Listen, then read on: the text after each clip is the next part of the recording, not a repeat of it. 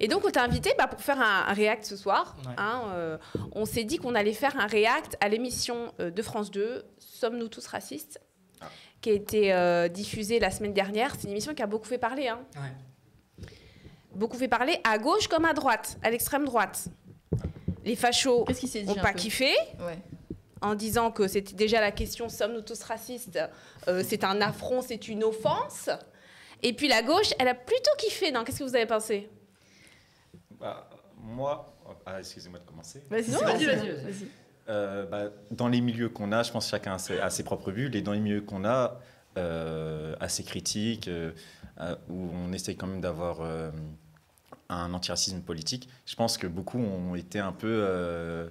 déçus, ça va pas assez loin, assez critique de la chose, mais je pense qu'on n'est pas le public visé prioritairement, et donc il faudrait voir aussi chez des gens plus dépolitisés comment ça a été reçu, parce que nous on sera sûrement jamais satisfait jusqu'au bout. Ouais, alors en politisé, Antoine Léaumont, Mariam, c'est vrai qu'Antoine Léaumont, il est ultra politisé, lui, Antoine Léaumont, il a même pris un petit peu la question antiraciste à bras le corps, et pourtant sa réaction, bon il y a moyen, hein, Mariam. Si je dis vraiment ce que je pense. Non, mais c'est pas méchant. Non, mais parce qu'il a fait la comparaison, il a dit comme sur les VSS, il y a une des prises de conscience avec le MeToo et tout. Il a dit il faudrait un MeToo antiraciste. Ah ouais, alors, pitié, tout sauf ça. Franchement. Non. Donc on va peut-être y revenir, mais pour moi ce genre d'émission c'est un peu, ça s'appelle la révolution algérienne. C'est un peu, pour moi c'est un peu un antiracisme un peu moral. J'ai pas vu l'émission, mais je pense, même si j'ai vu aussi l'acteur. Restez avec nous. Moi j'ai regardé hier soir pour voir un peu. Voilà. Non mais j'ai vu aussi l'acteur qui joue dedans et je vois un peu le truc venir, un peu rigolo, un peu moral, un peu télé, un peu les préjugés et tout. Je pense que ça va être un truc un peu comme ça. J'ai pas vu encore une fois, peut-être que ça va me donner tort, mais j'ai l'impression que c'est un peu ça. Et oui non, MeToo antiraciste. Puis quand on va se fliquer, toi t'as dit ça, c'est pas bien, je vais appeler la police, on va te. mais c'est typiquement l'antiracisme moral, c'est ça. Ah mais oui, non. Moi j'ai cru revoir c'est un peu ça les vidéos de SOS Racisme exactement, qui font genre on n'a pas été accepté dans ce restaurant de luxe parce que on était des testings, voilà, un truc comme ça. Voilà, moi je vous propose, on regarde le premier extrait, c'est au tout début, Olivier, c'est quand ils expliquent le but de l'émission, et déjà vous allez voir jusqu'à 2-3 minutes, c'est gratiné. En équipe technique au choc. Vous êtes raciste? Oui. J'aime bien lui en plus. Et moi, est-ce que je suis raciste? C'est quoi le problème avec nos différences? Regardez-moi par exemple. C'est vrai, je peux pas le cacher, c'est évident. Je suis chauve. Et il y a plein de gens qui détestent les chauves. Les coiffeurs surtout. Bref, vous l'avez compris, qu'on soit noir, blanc, jaune, vert, rouge, riche, pauvre, quel que soit notre genre, ce qui est sûr, c'est que nous avons tous des idées reçues, des a priori, des préjugés sur tous ceux qui ne nous ressemblent pas, que nous ne connaissons pas. Vous croyez que ça vient de là-dedans? Allez savoir. Alors lorsque France 2 m'a invité à participer à cette émission, j'ai dit oui sans hésiter. Mais je ne sais pas ce qui m'attend. Allons voir ça.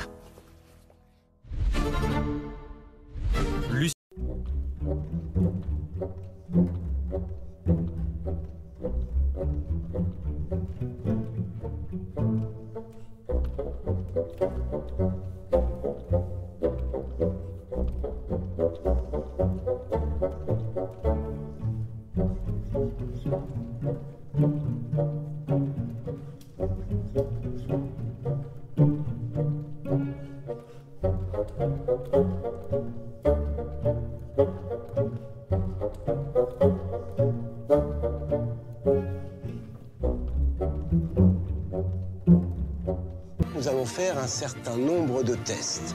Vous entrez dans cette salle d'attente. De quel côté choisissez-vous de vous asseoir? C'est terrible. Vous voyez ce jeune homme en train de scier l'antivol d'un vélo. Comment réagissez-vous? Oui, alors là, avec ça, vous allez pas vous en sortir. Ah oui. Et face à celui-là, votre réaction serait-elle différente? C'est pas bien de faire ça. Vous êtes en train de voler un vélo, là. Vous appelez la police, hein. Vous êtes juré dans un procès d'assises. Jugerez-vous de la même manière ces deux accusés? Il a une bonne tête, il a pas l'air d'être violent. Il n'y a pas perpétuité. Et face à cette double menace, quel choix feriez-vous? Putain. Pendant toute l'émission, les réactions de nos 50 participants seront scrutées par Marie Drucker et Lucien Jean-Baptiste, qui apportera son regard de réalisateur et comédien engagé. On a besoin de ces expériences pour comprendre comment ça fonctionne là-dedans. Donc ça veut bien dire qu'on a une responsabilité en termes d'éducation. Pour compléter notre équipe, le psychosociologue Sylvain Delouvet décryptera les résultats de nos expériences. Toutes ces expériences que nous allons voir s'appuient sur des études scientifiques parfaitement documentées. C'est en toute fin d'émission que les participants découvriront le véritable enjeu de nos expériences. Je ne vous ai pas tout dit. Alors, comment réagiront-ils en apprenant la vérité? Oh le bordel, mais vous êtes fous! Et en attendant, qu'est-ce que leurs comportements vont nous révéler sur nous-mêmes? Sommes-nous tous racistes? Ok. Bon, alors, tout le monde a compris, hein, vous avez bien compris, il y a 50 cobayes, ils ont pris des Noirs, des Arabes, des Blancs, des Asiatiques, peut-être des Juifs, on ne sait pas. Hein, et donc, ils vont vivre des expériences sociales, hein, très expériences sociales. Alors, il y a le Renoir, c'est un réalisateur. Oui, Lucien Jean-Baptiste, acteur, réalisateur. Connu, cinéaste, c'est ça. Le Blanc, c'est un prof de psychologie sociale. Psychosociologue. Ouais. Voilà. Mais il n'est pas sociologue. Hein. Ah bon? Non. Ah, pardon. Il n'est pas sociologue. C'est la psychologie sociale. Ouais, c'est pas pareil. Ah, oui, c'est vrai. Ça. Ouais. Donc il y a la fille de Drucker, là, Léa Drucker, elle a fait un peu la journaliste. Donc voilà, ils ont choisi ce truc-là. Alors qu'est-ce que vous retenez là de ce qui est la petite présentation de l'émission? Ah, il y a Jamy, ouais. Ah, Jamy, bah oui, le racisme, c'est pas sorcier. Bah, moi, je trouve que ça fait très télé déjà. Ça fait très jeu télé, ça fait très voire télé-réalité. Moi, ça me fait penser à la télé-réalité Séduction Haute Tension sur Netflix, où les participants entrent et ils savent pas pourquoi ils sont dans cette télé-réalité. Ils croient que c'est un truc où ils sont juste en vacances et tout machin. Et en fait, la règle du jeu, c'est qu'ils n'ont pas le droit de coucher ensemble. C'est une télé-réalité Netflix. Ouais, Sabrina, elle ne s'attendait pas à ça. Et en gros, du coup, dans la télé-réalité, les gens vont nouer des relations de couple, entre guillemets, plus sérieuses. Et eux, ils s'y attendaient pas parce que dans la vraie vie, c'est des chauds lapins, quoi. Bon, désolé de la comparaison, mais ça me fait penser un peu à ça, le côté très télé-réalité, très on s'y attend pas, qu'est-ce qu'on va faire dans ce jeu et tout. En fait, ça donne un côté sensationnaliste, alors que là, on n'est pas dans des trucs comme la télé-réalité dont je viens de parler, mais là, c'est un truc assez basique on va faire des interactions sociales, expériences. Moi, c'est ça qui me... Après, je vous laisse parler. Mais ce qui me choque, c'est qu'en fait, ils font comme si... Il n'y avait pas en fait de passif, il n'y avait pas d'études, il n'y avait pas de données en fait sur le racisme. D'ailleurs, il n'y a pas de sociologue. Ils auraient pu dire par exemple le défenseur des droits, vous avez un truc hyper institutionnel, ou Amnesty International a estimé que non. Là, on fait comme si on allait découvrir ce soir l'expérience raciste. C'est le côté laboratoire qui fait très télé en fait, qui fait très télé-réalité. En fait, on va observer les interactions des êtres humains entre eux. Alors là, on n'est pas dans des relations de couple ou quoi, parce que la télé-réalité en général c'est ça. On n'est pas dans des embrouilles ou quoi. Là, on est dans explorer c'est quoi le racisme, quoi, à travers des relations façon laboratoire, quoi. On va enfermer des gens et on va regarder comment ils se comportent.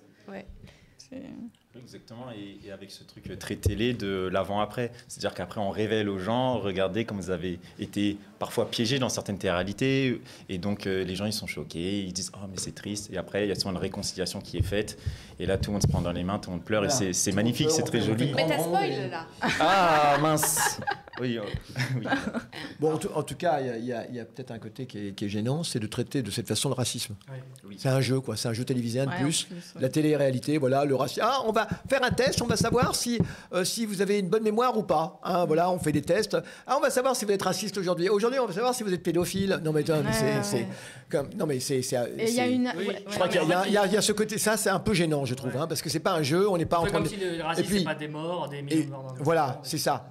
Alors détrompez-vous parce qu'ensuite ils en parlent beaucoup. Hein. Ils parlent des meurtres racistes, avec d'autres mots, mais alors justement, on va pas être trop caricatural. On va être de bonne foi parce que. Oui, mais alors justement, parce que je ne dis pas qu'il y a une différence d'abord qui est faite entre les préjugés et le racisme, hein, parce que faut aussi utiliser les bons termes. Je pense que tout le monde a des préjugés. Bon, ça, on l'a dit depuis très longtemps. Les antiracistes politiques le disent depuis très longtemps. On est traversé par des tas de préjugés. La négrophobie, la judéophobie, la romophobie, tout ce qu'on veut. Il n'y a aucun problème. Hein, la féminophobie, ou je ne sais pas comment on peut la qualifier, parce que est-ce que c'est du machisme, parce que bon, bref, on peut l'homophobie, tout ce qu'on veut. La féminophobie. Mais oui, bien sûr. Développe pas sur ça parce qu'il va développer ce concept sinon. Allez. Non mais écoutez, mais de toute façon tout le monde a bien compris. Hein, tout le monde est bienveillant, on a bien compris. C'est pas effectivement c'est pas forcément le sexisme. Justement, il y a un problème de terme. D'accord. Et alors, comment, du coup, eh bien, parce que tu peux très bien l'être sans établir une hiérarchie. Alors, ce que je veux dire, c'est que actuellement, c'est pas de ça dont il s'agit. Je veux dire, entre ces préjugés et passer à l'acte au niveau du meurtre raciste, et surtout quand il s'agit de crimes d'État commis par la police, on voit bien que tout cela, effectivement, eh ben, n'est pas la même chose. Donc là, j'ai l'impression d'une sorte de chouchouka, de grande chouchouka, où on mélange tout. Et c'est très mauvais. C'est très mauvais parce qu'on ne sait plus de quoi on parle. Et moi, j'ai l'impression, mais c'est parce que c'est France Télé, ils veulent avoir une approche grand public sous le format pédagogie et aussi on dédramatise. Tu vois, donc c'est peut-être sur ça où on va trouver que des fois c'est un peu limite ou un peu osef. Ouais. Mais le côté, il faut dédramatiser les sujets qu'on aborde souvent de façon lourde, de façon dramatique, terrible. Là, on va un peu dédramatiser, faire un jeu. Comme si le racisme était abordé de voilà, Après, je vous pique un peu, mais nous, la question, sommes-nous tous racistes? On pourrait se dire aussi, c'est une façon de déculpabiliser les comportements individuels. Oui, je trouve qu'il y a une approche, au départ, il y a une approche qui est quand même pas si mal. Mais de se dire déculpabiliser, justement, c'est ça le problème. De se dire...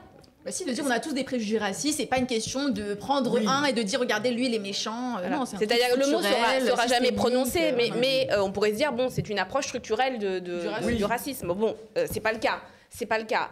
Mais il y a un potentiel. Il y a un potentiel. Plus les épiphénomènes du racisme, à mon avis, que le racisme en tant que tel. De ce que vous avez dit, plus le fait qu'inviter un psychologue, ça donne déjà une idée. On va être de bonne foi, mais je veux dire, si tu commences à psychologiser le racisme, c'est que tu vas pas parler de système de domination de quelqu'un sur l'autre, etc. Donc déjà, ça te donne une idée de ce que ça va être l'émission quand même. Et le racisme devient quelque chose d'individuel aussi. Oui, voilà. Devient quelque chose d'individuel. Et je pense qu'on n'abordera jamais la question de l'État dans cette émission. Parce qu'il y a des tas de situations, et si je prends les périodes coloniales, en pleine période coloniale, c'est quelque chose qui ressortait souvent. Pendant la guerre d'Algérie, par exemple, un ouvrier français, un ouvrier algérien pouvaient très bien travailler ensemble, ça se passait très bien, aller au café ensemble.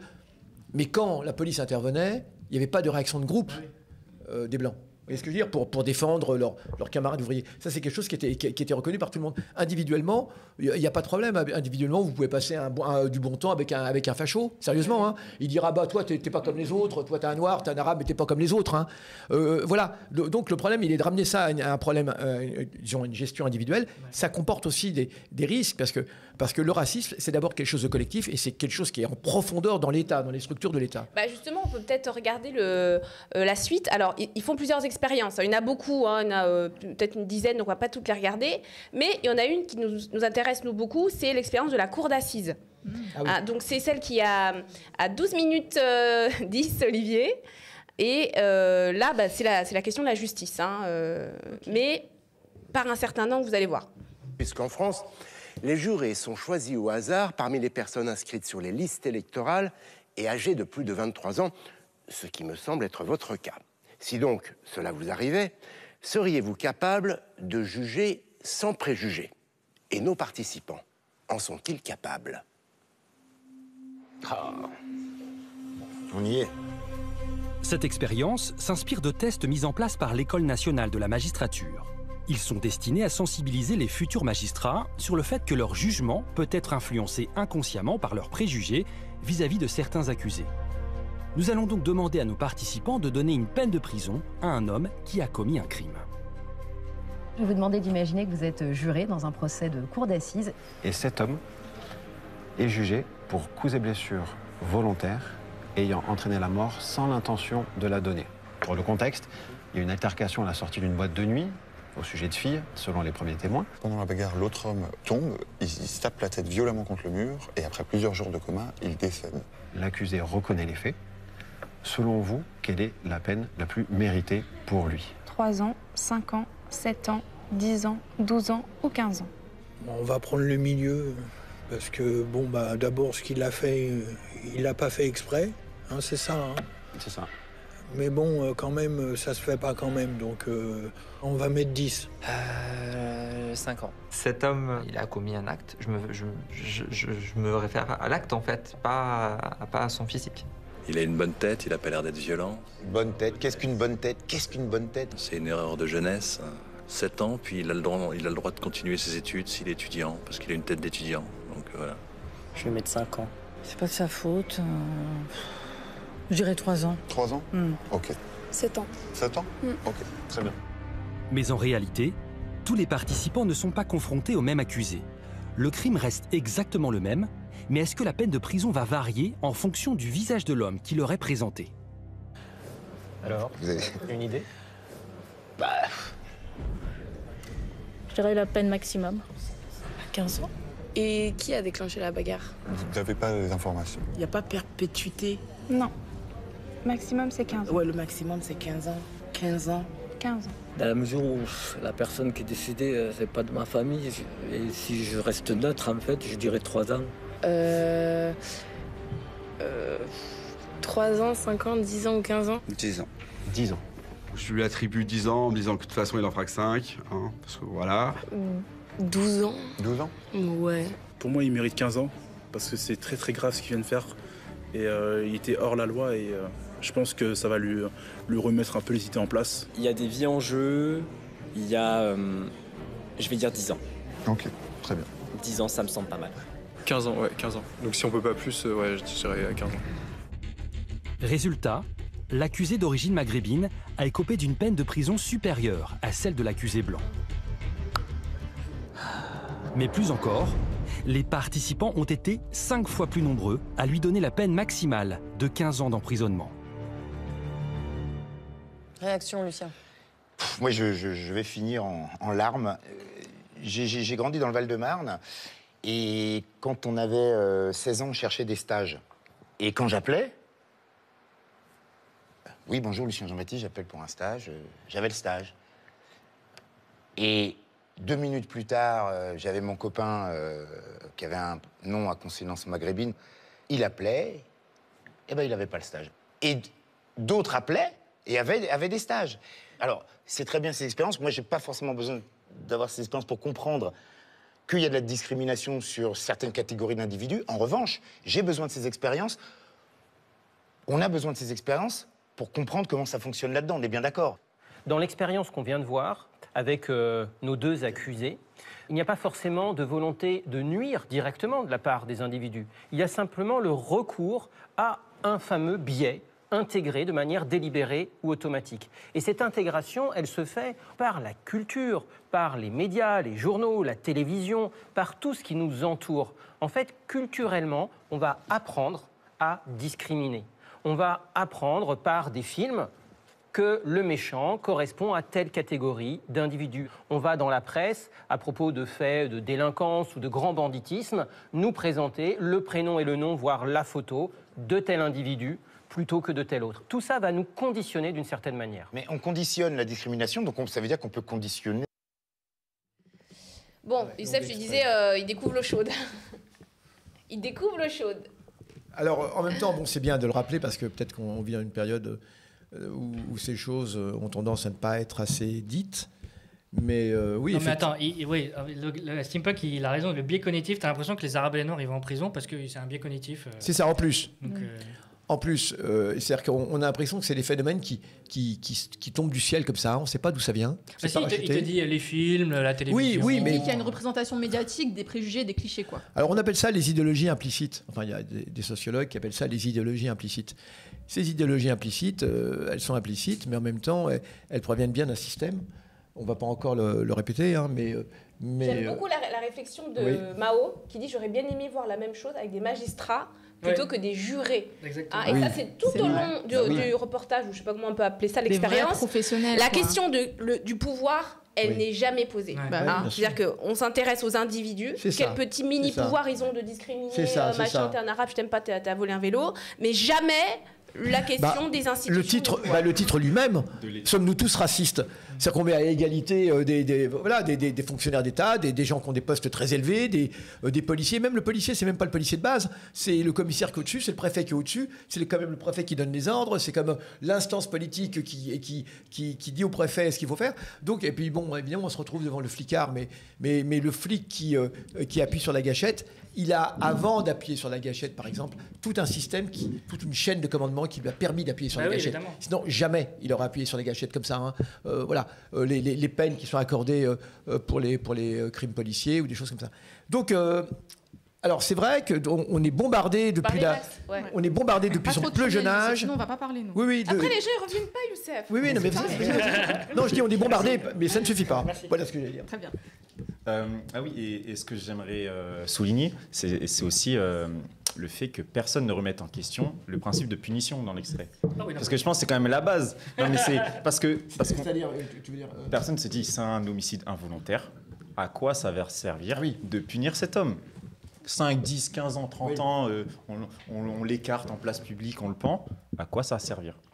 Premièrement, parce que je pense que c'est aussi important de rappeler ça, parce que c'est toute l'hypocrisie du carcéralisme et de la punition.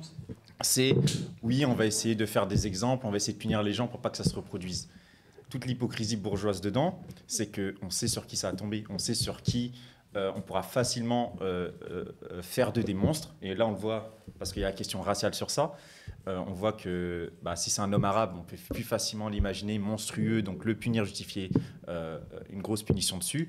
Mais si c'est des hommes comme par exemple Depardieu, bon, il est quand même assez monstrueux, on voit quand même que la bourgeoisie fait bloc. Il dit non, il n'est pas comme les autres. Ou certaines autres personnes qui ont été accusées de certaines choses, ou qui ont été pris avec la main dans le sac, des gens vont pouvoir faire bloc. Et ceux où c'est plus dur de faire bloc, c'est ceux qui sont plus facilement perçus comme monstrueux, et souvent les Noirs et les Arabes, et ceux qui n'auront pas des gens pour se mobiliser, en tout cas, qu'on pourra écraser plus facilement. Et donc cette hypocrisie permet aussi ces punitions et tout ce système carcéral. Oui, là, il n'est pas du tout interrogé ou alors ils nous ont pas montré ces extraits-là. Ouais. Peut-être qu'il y a des gens qui ont dit, mais quand ça sert, ça sert de punir. Qu'est-ce qu'on va faire de ça? On ne sait pas. Ouais. Mais bonne question. Ouais. Moi, je rejoins un peu Youssef sur l'idée de on découvre l'eau chaude, quoi. Enfin, ce truc de déconstruire le côté. Il y a des représentations racistes, etc., qui existent dans la société. J'ai envie de dire, on le sait, tout le monde le sait globalement. Après, c'est vrai que non, mais c'est vrai qu'il faut prendre en compte qu'on rentre dans une période de fascisation où il y a plein de gens qui disent « Oh, ils abusent avec leurs histoires de racisme, il n'existe pas vraiment le racisme. Chacun est intelligent, chacun juge à égalité les autres. » Et voilà, c'est pas...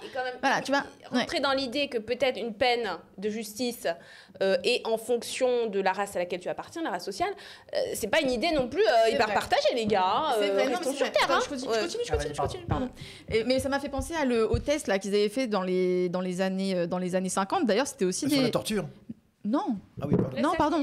Ça s'appelle le doll test. Vous savez, c'était le test sur les poupées. Ah oui, d'accord. Voilà. C'est dedans. Voilà. Ça m'étonne pas qu'ils se soient inspirés de ça parce que c'est un test qui est très connu où ils mettent des enfants face à des poupées noires et à des poupées blanches et ils disent voilà ce qu'ils pensent. Ah, la poupée noire elle est méchante plus que la poupée blanche. Donc pour dire que même dès l'enfance en fait on construit. Et y compris les gamines noires. Exactement. Qu'on construit en fait les représentations raciales dès l'enfance. Donc voilà, on va retrouver l'idée de l'éducation, de la pédagogie, de comment est-ce qu'on éduque des enfants en dehors des préjugés racistes, qui est très dur parce que c'est vrai qu'on grandit tous avec ça. On grandit tous avec les préjugés.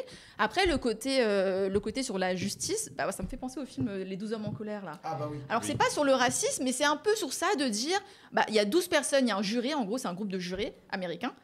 Oui, c'est américain. Oui. Un groupe de jurés américains qui se retrouvent à devoir juger de la culpabilité d'un homme pour homicide. Et ils partent tous du principe au début, sauf un, de dire il est coupable, on le condamne. Comme ça, en plus, on rentre chez nous directement. On va pas passer une semaine ici à débattre de la culpabilité de quelqu'un. Et il y en a un qui s'oppose dans le film. C'est un film très connu. Il y en a un qui s'oppose et qui dit il mérite quand même. Alors peut-être c'est peut-être un petit gars qui a pas trop de valeur à vos yeux, mais il mérite quand même qu'on étudie son cas, qu'on mène peut-être un peu plus une enquête plutôt que le condamner d'office. Et ça, c'est ça dans l'idée de la justice, c'est de dire on fait l'enquête pour éviter de condamner les gens d'office. Et il faut dire que dans la justice française aujourd'hui, les classes, les immigrés, on le voit avec les OQTF, etc., c'est des gens qu'on expédie au niveau de la justice. Comparution immédiate, on renvoie les immigrés directs. Ce sont des gens qu'on expédie au niveau de la justice. Et c'est là qu'on retrouve la question du pouvoir. C'est-à-dire qu'aujourd'hui même, dans nos sociétés, crari évoluées, on est déconstruit et tout, on a toujours ces réflexes-là de... Il y a certaines personnes qui comptent pas vraiment et qui sont coupables d'avance. On va même pas chercher à comprendre plus de 5 minutes si la personne, elle a vraiment fait ce qu'on a dit qu'elle avait fait, quoi. Avant même de juger de sa peine. De dire, est-ce qu'elle est coupable déjà ? Déjà, est-ce qu'elle est coupable ? Mais après, moi, je trouve que ça répond pas... Parce qu'un raciste pourrait te dire, et il aurait raison, les prisons, en fait, elles sont majoritairement peuplées de Noirs et d'Arabes. Oui. Et en fait, il va te dire, si c'est ça, donc c'est ça. Donc ça, c'est l'explication raciste. Et en fait, non, il démontre pas que en fait, ces populations-là sont bien plus contrôlées, sont bien plus facilement mises en prison, etc. Donc en fait, ça marche pas du tout. par rapport quand tu le confrontes à la vérité de ce qui se passe dans les prisons.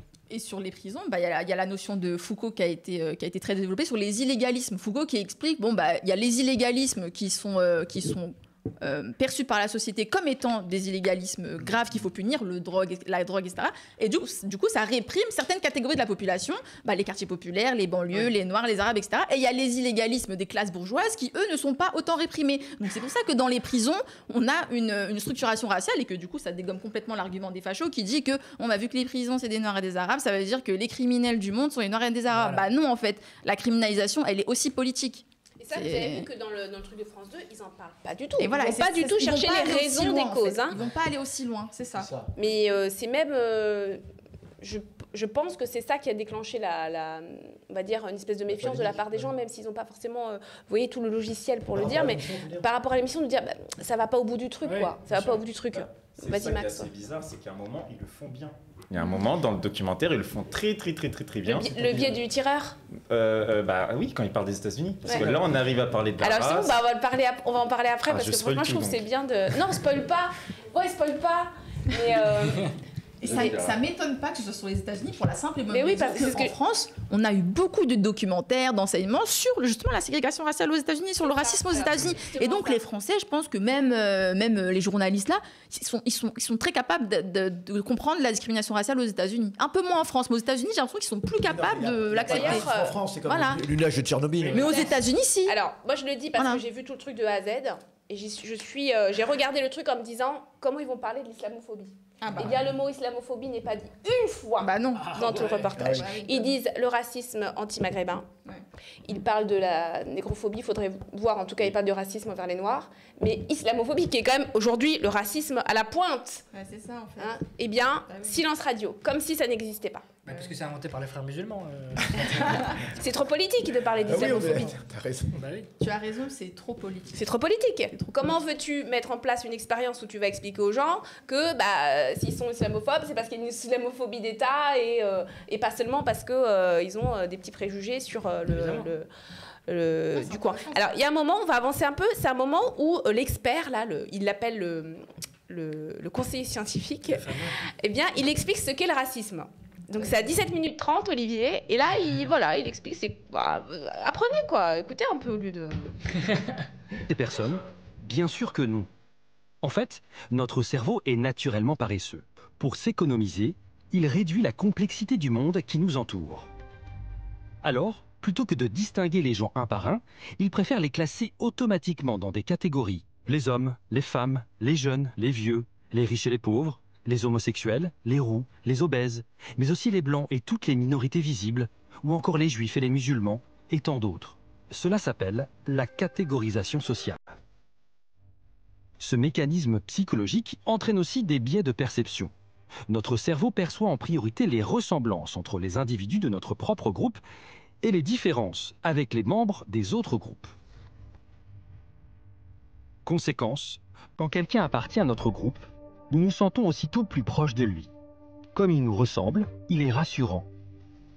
En revanche, si un individu appartient à un autre groupe, nous le percevons comme différent de nous et donc potentiellement menaçant. Concrètement, c'est ce mécanisme de catégorisation sociale qui est à la racine de tous les stéréotypes et préjugés. Eux sont spontanément mis à distance par rapport à nous. Et cette distance peut générer des sentiments de rejet, voire de rivalité, de peur et potentiellement de haine. C'est la base de tous les conflits entre groupes humains. C'est bon, on vient d'entendre. C'est bon, Olivier. C'est quoi qui est la base de tous les conflits? Donc, en fait, il nous explique que la catégorisation sociale que notre cerveau a besoin de catégoriser, et que donc c'est pour ça qu'il y a du racisme et que ce racisme est à la base de tous les conflits. C'est terrible. Franchement. Alors ça c'est dangereux de dire ça. Alors pourquoi c'est dangereux? Ça c'est totalement dangereux parce que tu éclipses tu balayes de tout ce qui, tous les intérêts matérialistes, de pourquoi il y a un système raciste qui est mis en place, de pourquoi il y a des États racistes, de pourquoi il y a la colonisation, de pourquoi tel a attaqué tel. Je veux dire, c'est hyper dangereux de dire ça et de mettre sur un pied d'égalité un peu tout le monde. Parce que si les Indiens détestent les Pakistanais, c'est comme quand les Américains détestent les Chinois. Bon, c'est un peu la même chose. Est-ce qu'on peut rappeler une réalité historique? Le racisme n'existe pas depuis la nuit des temps. Oui. Commençons par ça. Non, c'est pas un truc naturel parce que ça naturalise le racisme. Dire que c'est naturel en fait, c'est en nous l'être humain. On est un peu primitif quoi. Primitif. Moi je vais regarder. Adieu l'histoire et la politique. C'est ça dépolitise complètement. Ça biologise même à la limite. C'est peut-être la biologie qui est responsable du racisme tout simplement. C'est un peu bête. Ou le fait de manger de certains aliments en excès, peut-être que ça déclenche aussi l'agressivité. Voilà, trop de viande. Voilà, c'est les gens qui mangent trop de viande, les viandards et surtout ça dépolitise. Ça c'est le truc qu'on ressent le plus. Hein. Oui, et puis ça pose pas. Excuse-moi, Max, je juste pose la question. Excuse-moi. Juste, et puis, ce que ça me vient, je vais l'oublier. Et puis, ça pose pas la question de à quoi ça sert le racisme, en fait. Qu'est-ce que ça sert? À quoi ça sert? Vas-y, Max. Ce qui est marrant, c'est que c'est scientifique, psychologie sociale, et on a presque l'impression que c'est anti-scientifique, quoi. En tout cas, ils se sont tellement concentrés sur la psycho, je ne sais quoi, qu'on oublie l'histoire, on oublie la sociologie et on ne remet pas en question les catégories. C'est-à-dire, on dit oui, on ne se reconnaît pas entre certaines catégories. Mais quelles catégories? Là, on voit que c'est la primauté de la question raciale. Mais pourquoi on ne pourrait pas avoir une solidarité, par exemple, entre deux femmes? Pourquoi, là, la question raciale, elle divise? Donc, vu qu'on est tous des sujets multiples, à plein de croisements, ça explique rien, du coup. Pourquoi une blanche se sent plus proche d'une Marseillaise, d'une Parisienne, d'une Marseillaise que d'une autre personne d'un autre pays? Parce que la question raciale. Donc, en fait, surtout tout quel ça. intérêt elle a, la blanche, à garder ses intérêts de race par rapport à toi ou à Mariam? C'est limite raciste parce que ça veut dire que déjà ça met dans un même plan, c'est un monolithe. Tous les gens de cette donc tous les blancs ils pensent de la même façon, ils reconnaissent tout le monde de la même façon. Donc tous les Chinois ils sont 1 milliard plus et ils pensent tous de la même façon. Les blancs en plus c'est tout le monde. Tout le monde, tout le monde. Tout le monde hein. Donc c'est limite raciste. Non, justement, de tout le reportage, il n'y a pas de différence entre le racisme des blancs envers les autres et de tout le monde envers tout le monde en fait. Hein. Et ça, c'est un problème parce que dans ce cas-là, racisme anti-blanc est égal, l'islamophobie est égale. Oui, vu que c'est en fait dès que c'est individuel. Tout est possible. Il y a pas de. Tout est possible. Ça existe depuis la nuit des temps. Moi, je peux être raciste envers qui je veux. Toi, tu peux être raciste envers qui tu veux. C'est naturel. Donc, on l'est tous.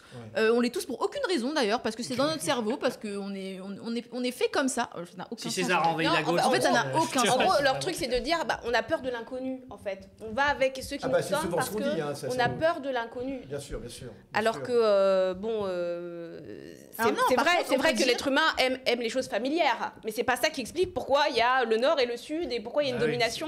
Cette confusion entre la xénophobie et le racisme, enfin qu'on faisait habituellement entre la xénophobie, la peur de l'inconnu, on peut être d'accord, ça existe, hein.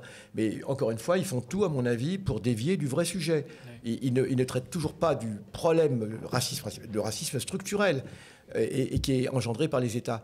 Et effectivement, la fonction aussi du racisme, le racisme a une fonction.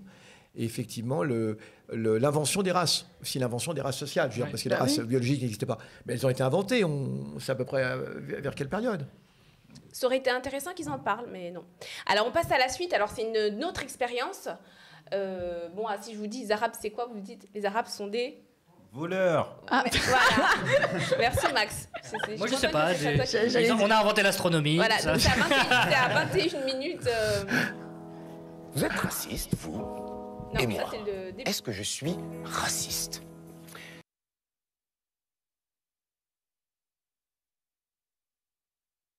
Voici une scène à laquelle vous pourriez assister dans la vie quotidienne. Vous marchez sur le trottoir et vous découvrez un jeune homme, notre complice, prénommé Johan, en train de scier l'antivol d'un vélo. Comment réagiriez-vous? Nos caméras cachées vont nous permettre d'observer la réaction des passants.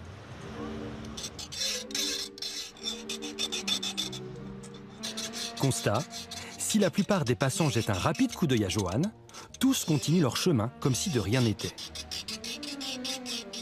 Une cycliste, tout de même, s'arrête et interpelle notre comédien. C'est votre vélo?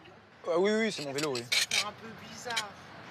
De quoi? De voir quelqu'un avec un truc en train d'enlever une chaînette de vélo. Ah oui, non, mais vous inquiétez pas, oui. Ça va, vous vous faites pas agresser?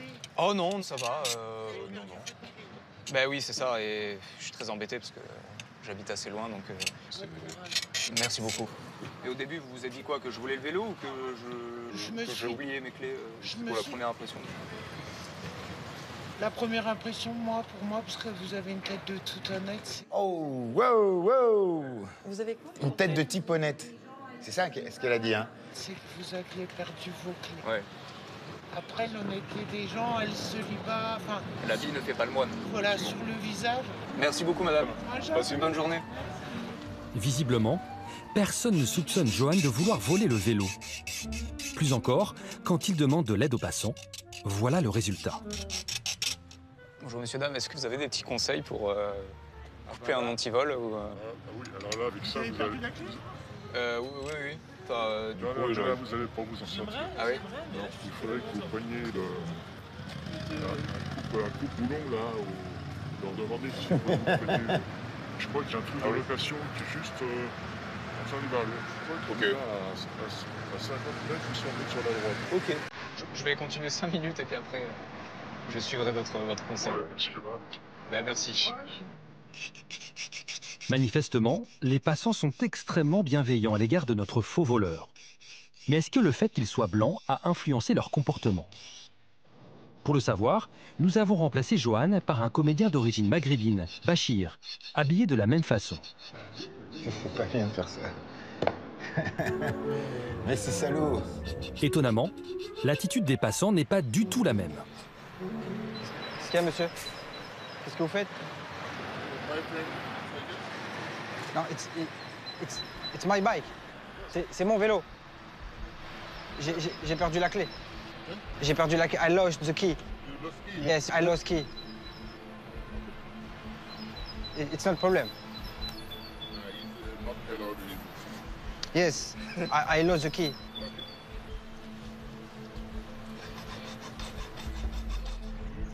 C'est bon, y a rien. J'ai dit c'est bon, y a. Je coupe. Oui, vous inquiétez pas. Ça ira. Comment? C'est votre vélo. Vous inquiétez pas, monsieur. Vous appelez la police, hein? Ah bah tiens. J'ai plus la clé, j'ai dit. J'ai perdu la clé. J'ai appelé la police. On a un vélo, là. Non, je La police va arriver à vous porter. Vous inquiétez pas, monsieur. Et soudain, quelques minutes plus tard... Non, c'est des vrais policiers? Oui. Ah, j'adore! On m'a volé 2 vélos dans Paris. J'ai jamais un policier qui est venu. C'est mon vélo, monsieur, c'est mon vélo.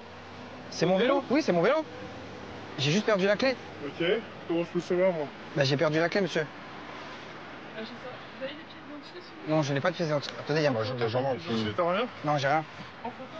Non, c'est mon vélo, madame. Qu'est-ce qui nous prouve que c'est votre vélo?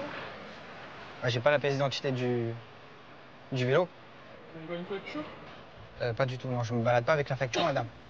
On va vous ramener, on vérifie le sac, après on va voir. Il y a mes affaires personnelles. C'est pas bizarre aussi.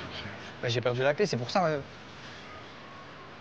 Pour désamorcer la situation, notre équipe est donc obligée d'intervenir. Oh le bordel, mais vous êtes fous! Bon, voilà. Hein. Qu'est-ce qui te choque dans cet extrait? Tu nous as dit pendant qu'on regardait. Ah oui, j'ai dit, heureusement qu'il y a nos chers policiers, nos héros de la République. Mais non, t'avais fait une blague sur la coupe, non? Les cons, ah oui. Non, c'est vrai que le dégradé est fait au sécateur. Juste pour ça, franchement, peut-être qu'il mériterait une garde à vue. Il m'a dit en plus, Rachid, je le connais, c'est un voleur. C'est Bachir, il s'appelle Bachir. Ouais, Bachir. Je précise. Ouais, ce bon vieux Bachir. Rachid, c'est mon père. Parlez bien de Rachid. C'est aussi mon grand frère. Je précise, comme ça, vous savez. Bachir est aussi un de mes frères. Après cet extrait, donc, il blablate. Il ne parle que des réactions des passants, jamais de la police. Jamais. C'est uniquement les réactions des passants, comment ils se sont comportés par rapport. Bah oui, c'est un énorme problème. Parce que s'ils avaient dû interroger pourquoi la police, elle est intervenue. Mais parce qu'il faut neutraliser les masses, il faut éduquer les individus, les uns les autres, etc., pour qu'ils vivent en harmonie dans la société. Mais par contre, ceux qui représentent l'État, eux, ce sont ceux qui ont acquis le stade de comment dire, de l'innocence, quoi. De l'innocence, de l'exemplarité. L'exemplarité, voilà, c'est très bien. Voilà. L'État, la justice est exemplaire. Sinon, il ne serait pas flic ou policier. Sinon, il ne représenterait pas l'État, en fait, s'il n'était pas exemplaire. C'est pour ça que eux, on ne peut pas les attaquer. Par contre, les autres, qui sont Pierre-Paul Jacques, Rachid Bachir Mohamed, eux, on peut les éduquer, on peut les contrôler, en fait. On fait du contrôle social. Mais moi, ce que j'aurais aimé qu'ils disent, vous voyez, c'est qu'on... ils ne le diraient pas, hein, donc on va le dire. C'est que là... on voit, vous voyez, la complicité entre le racisme édenté, on va dire, des passants, qui n'ont pas de pouvoir particulier, et par contre le racisme de pouvoir. Intégral. Mais oui, c'est ça. Non, mais franchement, quel meilleur exemple. Quel meilleur exemple. Oui. Totalement. Après, il y a un truc qu'on n'a pas dit, c'est qu'on est quand même sur le service public, donc la télévision d'État, qui s'est pas montré du tout exemplaire sur tout ce qui est violence policière. Sur le génocide palestinien, c'est une des pires chaînes, France Info, donc la France TV, et ça, ça transparaît totalement dans la production. Tout à fait. J'ai l'impression d'un vaste enfumage. Oui, bien sûr. Ce qu'on appelle un vaste enfumage. Vous voyez le poisson, en fait. Et en plus, tout le monde est raciste, donc personne n'est raciste. On a oublié de le dire, mais il y a dans l'émission, peut-être qu'on le verra après, il y a Jamy qui est en ce moment l'égérie du salon de l'armement, donc numéro 1 de l'impérialisme français. Ça bah oui, il fait la promotion du salon de l'armement en ce moment au Bourget. Et oui. Donc il est peut-être pas raciste, mais en tout cas il bombarde des gens un peu partout. C'est le collectif Guerre à la guerre qui nous l'a appris la semaine dernière. Et il paye, c'est quelqu'un qui est populaire, un peu comme là, qui fait vitrine un peu. C'est un influenceur, armement. Pseudo-scientifique que les familles aiment bien, que tout le monde aime bien. Il a une bonne tête. Tout le monde aime Jamy. Il est sioniste. Mais oui, quelqu'un dit dans le chat, il est sioniste. Jamy est sioniste. Notre enfance est gâchée. Elle vole en éclats. C'est terrible. Moi, j'ai toujours préféré Fred de toute façon. Bah oui. Et Marcel. Moi, je me suis servi parfois de... Quoi d'autre sur cet extrait ? Ah oui, moi, ce que je trouve quand même intéressant, parce que... faut se rendre compte que c'est quand même une comédie décor aussi. Il y a cet aspect-là, c'est assez grotesque. On voit les gens qui ont déjà leur avis fait. Peu importe ce que la personne va répondre, ils ont déjà l'avis fait. Par exemple, quand faut interpeller le blanc, qu'est-ce que tu fais là ? Peu importe sa réponse, en fait, ils espéraient, ils priaient même à la limite pour que ce soit la meilleure situation et que c'était son vélo pour l'aider. Et peu importe ce qu'aurait répondu... le maghrébin, ça aurait été pareil, en fait, on te croit pas. Donc j'adore comment les corps, ils interagissent aussi. Je trouve ça marrant à voir, comment il y a ces petits arrangements. Et très vite, comment ça peut aussi aller à des conséquences graves, parce qu'en fait, l'intervention de la police, il faut le dire, c'est un risque. Que le blanc, il soit vraiment inquiet, pas inquiet, tellement complice, raciste ou pas raciste. Le fait d'appeler la police, c'est... le risque d'appeler la police, c'est un risque de mise à mort et de mutilation de corps noirs et de corps arabes. Parce qu'aux États-Unis, ça a beaucoup buzzé grâce à la figure de la Karen, cette femme qui s'énerve parce qu'il y a un noir dans son quartier de banlieue propre. La Karen, c'est cette femme blanche qui s'énerve. Pourquoi il y a ce noir, je pense, qui deal dans ma rue, etc. Et il y a eu beaucoup de gens qui se sont moqués de cette figure-là. On la voit même dans des films maintenant, dans le cinéma noir. Mais la réalité derrière, c'est que c'est une figure qui peut amener à la mort d'un noir. Par un appel de il m'inquiète, il commence à parler fort. Il y a les policiers qui arrivent et qui mutilent, qui tuent. Donc ça commence par une comédie humaine un peu bêtement raciste. Et à la fin, ça peut finir par un étouffement. Lors d'une intervention avec 3 policiers sur un corps. Je le glisse entre vos interventions là. Il y a eu quand même un rapport du défenseur des droits, à l'époque c'était Jacques Toubon en 2016, 20 fois plus de chances pour un jeune homme noir ou arabe de se faire contrôler par la police que quand on est blanc. Donc ça aurait été bien qu'il donne aussi des données comme ça, que les gens se rendent compte que ce n'est pas que dans l'expérience. Non, il y a eu... Et là, en plus, ce sont des chiffres institutionnels. On n'est même pas chez c'est pas des chiffres de militants. Il y a plein d'études sociologiques sur les discriminations par la police, etc. Oui, chaque année, il y a des tas de... C'est ça qui est étonnant. On a l'impression d'une sorte de retour en arrière. On dirait un retour on rejoue la comédie. On revient au point de départ. C'est comme s'il n'y avait pas eu une foultitude de travaux, de bouquins, etc. C'est ça, on a l'impression qu'on redécouvre. C'est pour ça que à chaque fois, on redécouvre les choses comme ça. Et c'est pénible parce que du coup, c'est un éternel recommencement et c'est comme si on effaçait tout. Oui, c'est le racisme du tonton à Noël. Je sais pas si je peux le dire, les B, ils sont... voilà, je peux pas le dire, Yaz, on est sur Twitch. Yas, tu veux dire un truc sur cette séquence du vol de vélo? Toi qui es concerné parce que t'es un arabe, en plus t'as un vélo. Non, j'ai pas de vélo. Moi. Et une petite barbe. Je prends des Vélib, moi. Ah, c'est pour ça. Moi, je vole pas de vélo, j'ai pas besoin. Lui et Mehdi, ils sont en vélo. C'est ça. Non, franchement, j'ai rien de plus à dire. Tu veux pas t'épancher sur ton expérience de jeune arabe? C'est le moment là. Non. Discriminer, regarder. Elle a dit pleurs, Non, ça ira. Faut faire du témoignage comme J'ai une dignité, ça ira. le réalisateur. Voilà, en fait, c'est ce que je voulais dire, Max aussi. C'est que Lucien, le noir là qu'on voit là, il est super. Moi, j'ai trouvé cool. J'ai bien aimé. J'ai trouvé qu'il était sympa et tout. Sympa, mais c'est vrai qu'il est là pour témoigner et en fait et dire aux blancs, bon, moi, je vis du racisme, mais bon, on s'aime bien quand même. Hein. Oui. C'est dommage parce que sans rancune. Tu pars d'un bon sentiment. Mais d'ailleurs, mais il n'est pas là pour analyser. C'est ça que je veux dire. Il analyse pas, il témoigne, il donne son expérience, il souffre. Mais si tu regardes ses films, c'est ça qui transparaît. Il a fait un film, je me souviens, Première Étoile là, sur des noirs qui vont au ski. Il y a une meuf qui est raciste et son mari il est pas raciste. Et en fait à la fin c'est le vivre ensemble, tout va bien. Etc. La gadgetisation quoi. Oui c'est ça. Alors on continue dans les expériences. Ouais, alors il y en a une, celle-là nous intéresse particulièrement parce que c'est un peu plus subtil.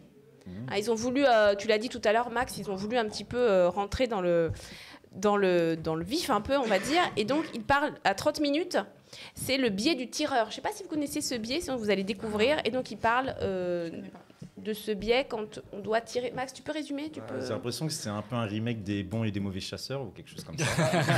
Souvent, les mauvais chasseurs sont blancs et ils ont une casquette de policier. Et les bons chasseurs, ils n'existent pas. Ouais. Ça doit être ça. Non, on n'a pas de son. La prochaine expérience, je ne vous en dis pas plus.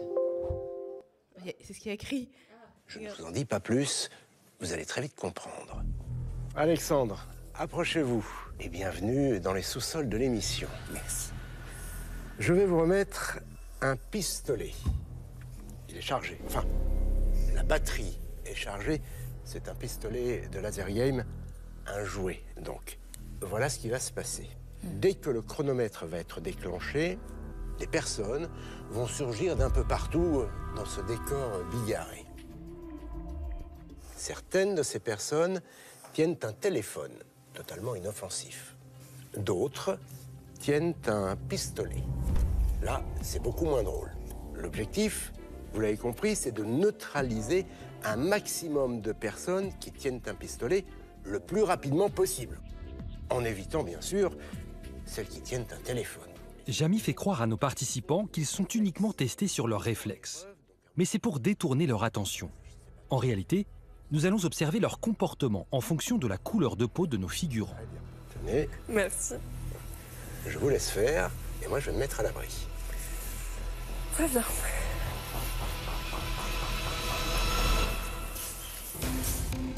En effet, pour cette expérience, nous avons fait appel à 3 figurants blancs, 2 d'origine maghrébine et un noir. Terrible. Question, nos participants vont-ils plus tirer sur les figurants désarmés noirs ou d'origine maghrébine que sur les figurants désarmés blancs? En attendant, ils ne se doutent de rien. Pour eux, il s'agit avant tout d'un amusement. Et certains se sont particulièrement pris au jeu. Ah. Pardon. J'étais prêt à en découdre. Désolé. Visiblement, certains avaient également besoin de relâcher un peu la pression. Bon, là, j'arrive, on me file le pétard dans la main et on me dit qu'il faut dégommer tout ce qui a un pistolet et sauver ceux qui ont un portable. Ah, merde. Putain, j'ai un dégoût. 2 otages. Le premier qui sort, je crois qu'il avait à peine sorti le petit doigt que j'avais mis 4 impacts dedans et malheureusement il avait un portable. Et après, j'arrive plus ou moins à dégommer tous les pistolets roses. Ouais, j'ai eu le. Mais dans la foulée, 1 ou 2 otages de plus qui sont en dommages collatéraux. Mais bon, comme je visais bien que j'ai touché le portable, je pense que je les ai pas tués. En réalité, cette expérience n'a rien d'un jeu. Elle s'inspire de recherches réalisées aux États-Unis pour déterminer si les policiers américains sont inconsciemment plus enclins à tirer sur les citoyens noirs que sur les blancs, même quand ceux-ci sont désarmés. Cela s'appelle le biais du tireur.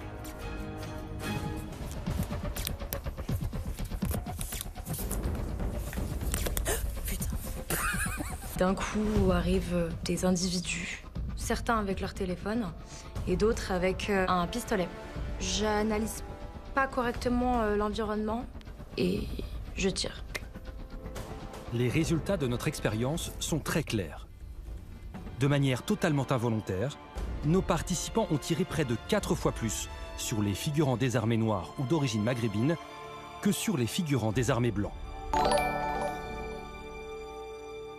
Mais l'expérience ne s'arrête pas là. Cette fois, nous allons mettre nos participants face à un dilemme. 2 individus vont surgir en même temps, un homme blanc et un homme d'origine maghrébine. Tous les deux tiennent un pistolet. Tous les deux représentent donc exactement la même menace. Comment vont réagir nos participants ?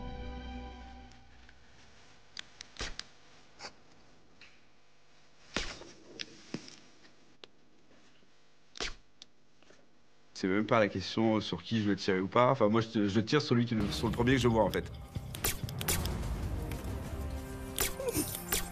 Là encore, sans réfléchir, les participants ont été 4 fois plus nombreux à tirer en priorité sur le figurant d'origine maghrébine. Merci. Waouh! Mais je vous l'avais dit, vous voulez pas me croire. Je vous l'avais dit, elle a dit. Parce que le rapport inconscient sur les réflexes, voilà. Bah, arrête, donner c'est bon, des tu parais. résultats, enfin, c'est très impressionnant. Voilà. Donc c'est l'inconscient, c'est notre inconscient. Hein. Des réflexes je tiens à dire que quand il y a eu cette petite expérience, Mariam a dit bah, moi aussi je tirerais sur l'arabe. Elle a dit moi je tire sur l'arabe direct. Ouais. Non mais c'est logique. Non mais c'est logique. On a tous des représentations. Moi j'ai jamais dit que j'étais pas raciste. Hein. Qui a dit que j'étais pas raciste? Moi je suis grave raciste dans la vie de tous les jours. Je suis grave. Ça va être clippé. Je suis grave comme on dit dans la rue. Je suis toute seule. Je vois un mec. Je suis un peu comme ça. Je vois une meuf, je suis un peu plus tranquille. Mais ça, c'est logique. Je pense qu'on est tous un peu comme ça. Non, t'es pas comme ça, Sabrina? Bien sûr. Moi, j'ai grave des préjugés comme ça. Non, homme-femme, bien sûr. Non, mais évidemment que... c'est vrai que noir, blanc, arabe, blanc, je l'ai un peu moins. Mais parce que je pense que comme je suis moi-même rebeu, je suis un peu moins sensible à ça. Mais si j'étais blanc, je pense que je serais un peu plus Cisra, quoi. Je serais un peu plus... Non? Moi, j'ai l'air de... Non. Mais c'est pas plus au niveau de comment il va être habillé, de ses codes sociaux, beaucoup plus que de sa couleur. T'as raison. C'est évident. T'as grave raison, ouais. Moi, je pense que c'est ça. Premier coming out raciste de la part d'une militante antiraciste. Ouais. Quoi d'autre? Enfin, cette expérience, qu'est-ce qu'elle vaut exactement? Qu'est-ce qu'il veut dire? Déjà, est-ce qu'on va donner des flingues à tous les Français? Je Alors, comprends pas ce que ça veut dire. Oui, j'essaie de me faire un peu, voilà... L'avocat du blanc? Ouais, l'avocat du blanc. Quand même, je trouve ça un peu courageux ou inconscient d'aller quand même poser la question du racisme qui tue, en fait. Vous voyez? Ouais. Parce que là, ils sont quand même allés sur un terrain où, oui, t'as plus de chances de mourir si t'es pas blanc. Bah oui. Oui, il y a un truc quand même. Alors ensuite, quand ils en parlent, tu disais, ils sortent des études américaines, Max? C'est ça qui est juste après. Ils prennent l'exemple, ils disent, c'est les policiers, on se base sur les policiers américains et sur la surmortalité, le surmeurtre des corps noirs qu'il y a aux États-Unis. Comme si ça n'existait pas en France. Oui, parce que du coup, ils omettent complètement de parler de la France, alors qu'on a aussi des chiffres, hein, et on voit régulièrement, malheureusement, des Noirs qui sont tués, des Arabes qui sont tués. Le ridicule de la situation, c'est que dans le test même, dans leur expérience, il y a 2 Arabes, un Noir. C'est-à-dire, si on voulait vraiment faire à l'américaine, on met des Noirs, on met des Blancs. Voilà, ça, c'est le classique américain, on tue les Noirs, les Blancs, ils n'ont rien fait. Mais là, c'est-à-dire que même leur test, il ne fonctionne pas. Parce que pourquoi vous ne sortez pas sinon les chiffres sur peut-être les bavures policières, les meurtres qu'il y a sur les communautés arabes aux États-Unis. Donc on voit qu'en fait, eux-mêmes, ils n'assument pas, ils sont dans un entre-deux. C'est un peu une astuce, ça, quand souvent l'antiracisme un peu moral veut parler du racisme, il va chercher les États-Unis. Un peu comme si en France, nous, on était un petit peu loin de tout ça. On t'entend pas, Youssef? Nuage de Tchernobyl, encore une fois. Dieu, dans sa grande mansuétude, évite à la France tous les problèmes que le menu peuple du reste du monde subit. Et, d'accord, la France, non, elle est à l'abri de tout. Elle est à l'abri du racisme, elle est à l'abri de tout, des radiations atomiques, elle est absolument à l'abri de tout. Hein. Elle est universaliste. Oui, d'ailleurs, tu as donné la réponse. Est-ce que vous avez passé l'extrait sur Race et Sport, le rapport Non, au sport pas encore. On va le passer si tu veux. Oui, parce que, oui. Donc, du coup, je me réserve. C'est le seul extrait où on voit quelqu'un d'intéressant, Maboula qui intervient. Oui, mais tu vas voir que... je ne suis pas sûre qu'ils aient passé les extraits. Je suis sûre qu'elle avait développé de façon beaucoup plus intéressante. Même en queutant beaucoup, Mais en fait, elle part directement On peut d'institution. le mettre maintenant si tu veux, on peut le mettre. Ouais. Alors moi j'ai intitulé ça « Les Noirs courent vite » à 1h02. Bah, c'est ça, c'est le cliché, c'est le stéréotype, les Noirs courent vite. C'est à 1h02. Vraie vie, il y a eu, je me permets, dans la vraie vie, il y a eu cette histoire qu'a racontée Aimé Césaire, grand poète, homme politique d'origine antillaise. Quelqu'un s'était approché de lui, lui avait dit « Toi, il y en a parlé français ?» Il a dit « Oui, moi, il y en a être agrégé de philosophie. » Voilà. On est d'accord, en 2024, que le monde nous a prouvé qu'il y avait des hommes et des femmes noirs qui écrivaient des bouquins, qui avaient des prix Nobel de littérature, qui devenaient président des États-Unis, Fatoumata Kébé, astrophysicienne. Donc, il n'y a plus de débat, normalement. Est-ce que vous courez vite, Lucien? J'aurais aimé vous dire oui, mais malheureusement, non. Je me traîne, lamentablement. Je vous pose cette question, évidemment, parce qu'elle est au centre d'une vieille idée reçue, Jamy. Effectivement, Marie, certains stéréotypes ont la peau dure. Tenez, regardez cette photo.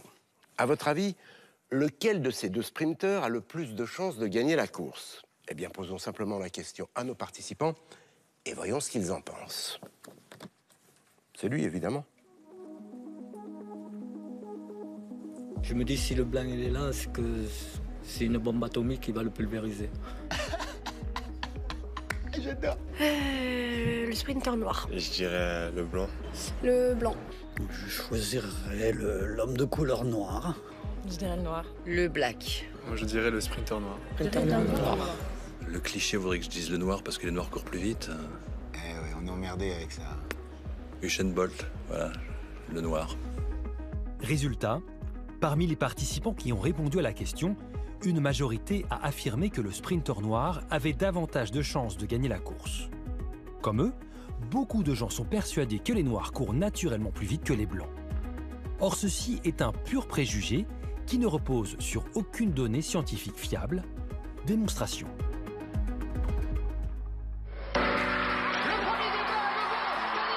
Le 16 août 2009, Usain Bolt bat son propre record du monde en courant le 100 mètres en 9 secondes 58. Et il est noir. Le premier sprinter à être descendu sous la barre des 10 secondes au 100 mètres s'appelait Jim Hines. C'était en 1968 et il était noir. Depuis, près de 95% des coureurs qui sont passés sous la barre des 10 secondes étaient noirs. Conséquence, beaucoup de gens sont persuadés que les noirs courent plus vite que les blancs. Jim Hines, premier coureur à passer sous la barre des 10 secondes. Le fait que ce soit un noir qui soit parvenu a sans doute alimenté cet imaginaire selon lequel les athlètes noirs seraient plus efficaces, seraient plus rapides et auraient des prédispositions à devenir ces athlètes qui pulvériseront les records. Depuis des décennies, de nombreuses études ont affirmé que cette supériorité s'expliquait scientifiquement. Génétique, anatomie, métabolisme, hormones, tout a été évoqué pour expliquer les victoires des athlètes noirs. Et pourtant, les noirs ne courent pas plus vite que les blancs ne courent pas moins vite que les noirs. Il y a vraiment eu une production scientifique qui a visé à justifier les différences entre groupes raciaux. De dire, bah voilà, sur les 100 meilleurs mondiaux ou les 100 plus rapides, il y a X% et une large domination de coureurs à la peau noire, et d'extrapoler, de dire donc les noirs courent plus vite que les blancs, c'est là qu'on fait l'erreur. Mais alors, si la supériorité des athlètes noirs n'est pas scientifiquement démontrée, comment expliquer leurs victoires avérées dans les compétitions internationales? Premier constat, le rôle joué par les contextes nationaux. Pour l'Éthiopie, le Kenya, c'est des pays économiquement pauvres. La seule issue, c'est effectivement de percer par le sport. Et en l'occurrence, il n'y a pas trop d'infrastructures autres que de courir. C'est une volonté de la part d'un pays, d'une fédération au sein d'un pays. Et moi, je crois assez fermement le fait que ce fruit de la volonté peut aboutir à la création de traditions sportives. Aucun élève de Jamaïque n'échappe à un cursus d'athlétisme complet, c'est le sport roi. Donc forcément, vous allez avoir une surreprésentation de pays qui mettent ça en œuvre. Tu es jamaïcain, tu es noir, tu feras du sprint. Voilà. Certains pays sont donc devenus plus générateurs de champions que d'autres. Mais un phénomène culturel intervient également. Pour de nombreux enfants noirs à travers le monde, les sportifs sont quasiment les seuls modèles qui leur sont proposés. Et si on s'en tient à ceux qui sont les enfants des populations venues d'Afrique du Nord ou d'Afrique subsaharienne, on peut s'apercevoir effectivement qu'il y a assez peu de références sur le plan intellectuelle. Les premières références, elles sont essentiellement dans le domaine soit musical, soit sportif.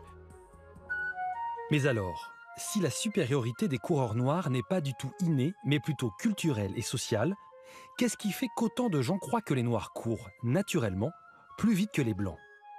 Ça a une histoire et ça nous renvoie à plusieurs siècles en arrière dans l'histoire de l'humanité. Le corps noir est le corps du labeur, le corps du travail, le corps de l'esclavage, le corps de l'exploitation. Donc il y a quelque chose de très physique dès le départ dans cette construction. À partir de cette nécessité d'exploiter la force physique de l'esclave, il y a tout un nombre d'idées, de stéréotypes qui ont été associés à ce corps noir. L'image des Noirs, c'est l'image de la bestialité, hein, proche du milieu naturel en fait. Proche de la savane, hein, l'image de l'Afrique, hein, capable aussi de porter des choses très lourdes et d'être finalement dans des emplois subalternes. Hein, ça renvoie à des formes d'enfermement. Hein. Tous les Noirs ne sont pas des bêtes de... Alors je vais laisser les autres réagir sur toute la partie sport et tout, mais moi je veux juste dire quelque chose, on en parlait avec Sabrina jusqu'ici, on voit quand même que là ils font quand même l'effort d'aller dans l'histoire, dans la sociologie et tout machin, c'est quoi les constructions raciales, historiques, etc. Moi je trouve ça intéressant parce que ça dit aussi que tout le travail qui a été fait, parce que jusque-là on mettait un peu ça de côté, mais c'est vrai que tout le travail qui a été fait de vulgarisation, de bouquins, de livres, de documentaires, de films un peu historiques et tout machin, bah ça paye puisque ça imprègne, ça atteint le service public. Vous voyez, des trucs comme ça. Maboula Samaoro qui parle sur France Télé de comment l'histoire de l'esclavage, est-ce que ça a des effets sur les perceptions racistes qu'on a aujourd'hui? Bah je sais pas, s'il y a 30 ans, on aurait eu un reportage comme ça. Je pense que il faut aussi le dire, quoi. Il y a eu du travail qui a été fait d'une certaine façon. Oui, mais il y a aussi des motifs politiques. C'est qu'aujourd'hui, comme l'islamophobie est le racisme principal. Le reste, ça ne mange pas de pain. Personne aujourd'hui va officiellement, ouvertement, commence à avouer raciste arabe, anti-arabe ou raciste négrophobe. Ouvertement, on ne va pas dire j'aime pas les Noirs, on ne va pas dire comment j'aime pas les Arabes. Alors que j'aime pas les musulmans, ça passe mieux. Un certain, et c'est d'ailleurs comme ça qu'est partie toute la séquence islamophobe au moment de la loi sur les signes religieux à l'école en 2004. Et personnellement, c'est précisément ça qui m'a choqué en 2004. Pour tout vous dire, c'est après ça qu'on a fait les indigènes de la République. Je me rappelle Claude Imbert qui, patron du Point, qui, face à la caméra, dit, vous savez, moi, je suis assez islamophobe. Mais face à la caméra, comme ça. Yves Tréhard l'a dit il y a 2 ans. Hein. C'est un truc... Oui, il a répété. Mais et là, je me suis dit, non, il y a quelque chose... Aussi l'a dit. Oui, non, mais attention.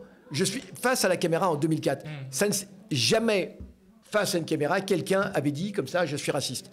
D'accord. Et là, on s'est dit qu'il y a quelque chose il y a quelque chose il y avait un verrou qui a sauté. Mais là, si l'islamophobie c'est un des racistes les plus revendiqués, c'est pas pour ça que les autres formes de racisme n'existent pas, etc. C'est pour ça qu'il faut dire qu'il y a quand même des avancées dans le fait que c'est un peu reconnu. Oui, mais on va ramener les autres racismes et une responsabilité individuelle, non pas d'État. Oui. Moi, je trouve que c'est d'État, si, quand même, parce qu'ils disent l'esclavage. L'esclavage, c'est un système organisé, quand même. Tout le monde sait bien qu'il n'y a plus d'esclavage, voilà, officiellement. Exactement, c'est ça que j'allais dire, en fait. C'est que c'est facile de dénoncer l'esclavage maintenant que c'est fini. Oui. Et que c'est enseigné dans tous les programmes à l'école. Et aussi, c'est pour parler de sport. Là, c'est, on va dire, je pense, ça doit être la thématique la plus inoffensive de l'émission, peut-être. Il parle de l'esclavage, mais il ne parle pas du continuum colonial. Voilà. Oui, voilà, c'est ça, exactement. C'est ça, c'est l'histoire passée. C'est bien beau ou le continuum de l'esclavage. Oui, et le continuum aussi qui concerne les musulmans, les Arabes, de la colonisation. J'aurais pu parler de l'Algérie. Non, mais en plus, la Kanaki, aujourd'hui, je veux dire... Mais même des Noirs, la France-Afrique, les colonies, les dom-toms et tout, blablabla. Ils font comme si, l'esclavage est aboli, tout ce qui reste, c'est un peu quelques préjugés, quoi. C'est ça. Et il reste pas du tout la moitié du monde qui est sous domination occidentale. Et en plus, un préjugé valorisant. Oui, voilà. Il court vite, c'est noir, quand même. C'est même pas quelque chose... Ils auront moins gagné ça, quoi. Voilà, exactement. Non, mais il y a ça, c'est-à-dire que quand même, le truc le plus poussé qu'ils ont fait, c'est pour dire que le cliché qu'ont les gens sur les Noirs, finalement, c'est dépréciatif, quoi. Vous voyez ce que je veux dire? Ça me rappelle le truc raciste de... En fait, le cliché, les Noirs courent vite. Oui. C'est pour valoriser les Noirs. Tu vois, c'est pour valoriser. C'est pas quelque chose qui les rabaisse. C'est pour dire qu'ils sont sportifs, qu'ils ont, comme on entend, ils ont un corps musclé. Oui, mais qui ramène qui rapproche de l'animalité. La bestialité, c'est vrai. Ouais. C'est ça. C'est pour ça, à première vue, c'est meilleur. À première vue, voilà. En réalité, c'est oui. Le noir, c'est un animal, je veux dire, c'est dans l'imaginaire. Dans l'imaginaire, ça précise bien. On a déjà des problèmes avec toi, alors si... alors, vous allez en avoir encore? Non, je pense... Non, mais tout ce qui a été fait... Alors, Blanchard, moi, c'est pas ma cam, comme on dit. Blanchard et toute l'affaire de Images et colonies, etc. Parce que c'est comme ça que tout a commencé aussi. Alors, c'était d'un simple, effectivement, et ça nous ramène à l'époque coloniale. Il suffit d'aller voir le musée de l'immigration et de voir les fresques qu'il y a sur les murs. Il faut absolument le faire. Hein. Allez-y, c'est absolument incroyable. C'est ce corps noir qui est mis en avant, c'est terrible.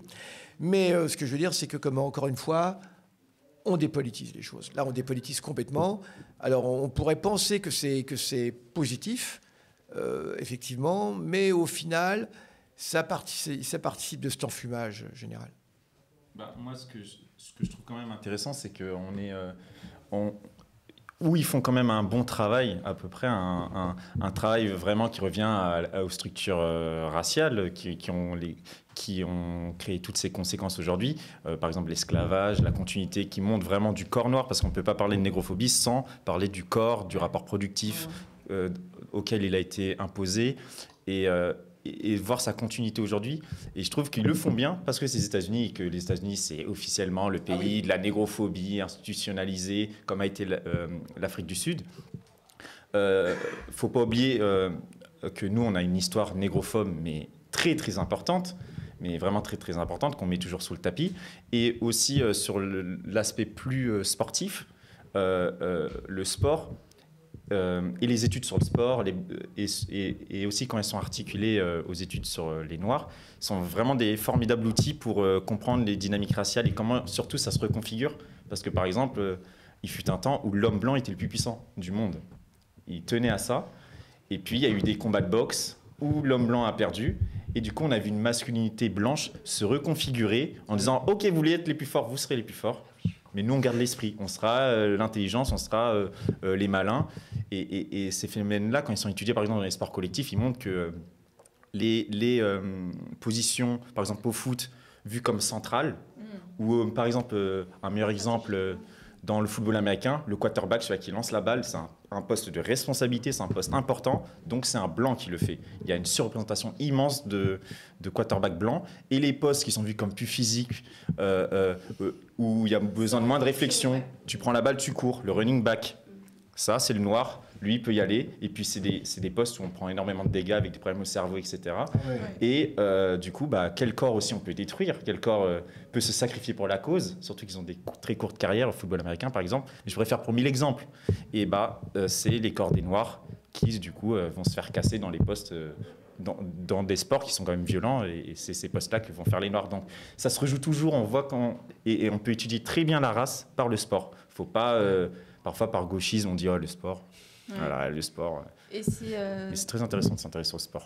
Ça me fait penser à un bouquin qui était sorti aux éditions Yassileps il y a quelques années sur un chercheur qui avait travaillé sur comment il y avait des concurrences entre les masculinités blanches et noires dans la boxe aux États-Unis, et il a refait toute l'histoire de la boxe en expliquant comment avant c'était un sport dominé par les blancs aux États-Unis, et comment dès qu'il y a eu des noirs qui ont commencé à jouer dans les compétitions et à gagner des compétitions, comment ça a bouleversé tout le monde, et ça a vraiment réveillé les masculinités, les concurrences, le racisme, etc. Un truc de fou. Oui, ça crée des émeutes, des lynchages. Je crois le premier poids lourd américain, je crois que c'est vers 1909, 1913. Voilà. Non, je crois que c'est Jack Johnson d'abord. Il me semble, hein. Mais j'aimerais bien que le chat me corrige si jamais je me trompe. Et donc quand il gagne ce combat-là, c'est pas Loïc Vacan, les gens. Pardon. Non, Loïc Vacan, c'est un sociologue sur la boxe, etc. Oui, il répond à moi. Ah oui, excuse-moi. Oui. Les premiers, le premier combat poids lourd, un homme noir bat contre un homme blanc, c'est des émeutes en Australie, des blancs contre les aborigènes, c'est des émeutes en Afrique du Sud, c'est des émeutes aux États-Unis. Donc on voit que c'est vraiment, ça a été un choc pour la masculinité blanche. Quand on perd, on n'est plus les plus forts du monde, parce que c'est quand même les blancs, c'est les films où ils chassent. En Afrique, on fait mieux que les Africains, ils sont avec le bâton, etc. Donc là ils disent, ça a été vraiment un choc.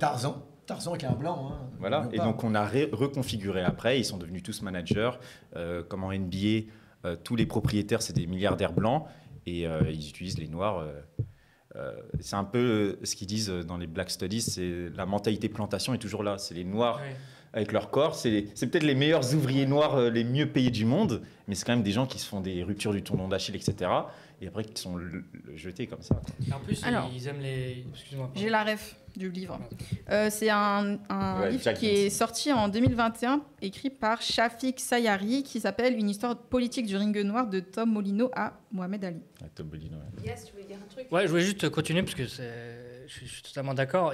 En plus, quand la reconfiguration s'est faite, ils voulaient des athlètes noirs taiseux.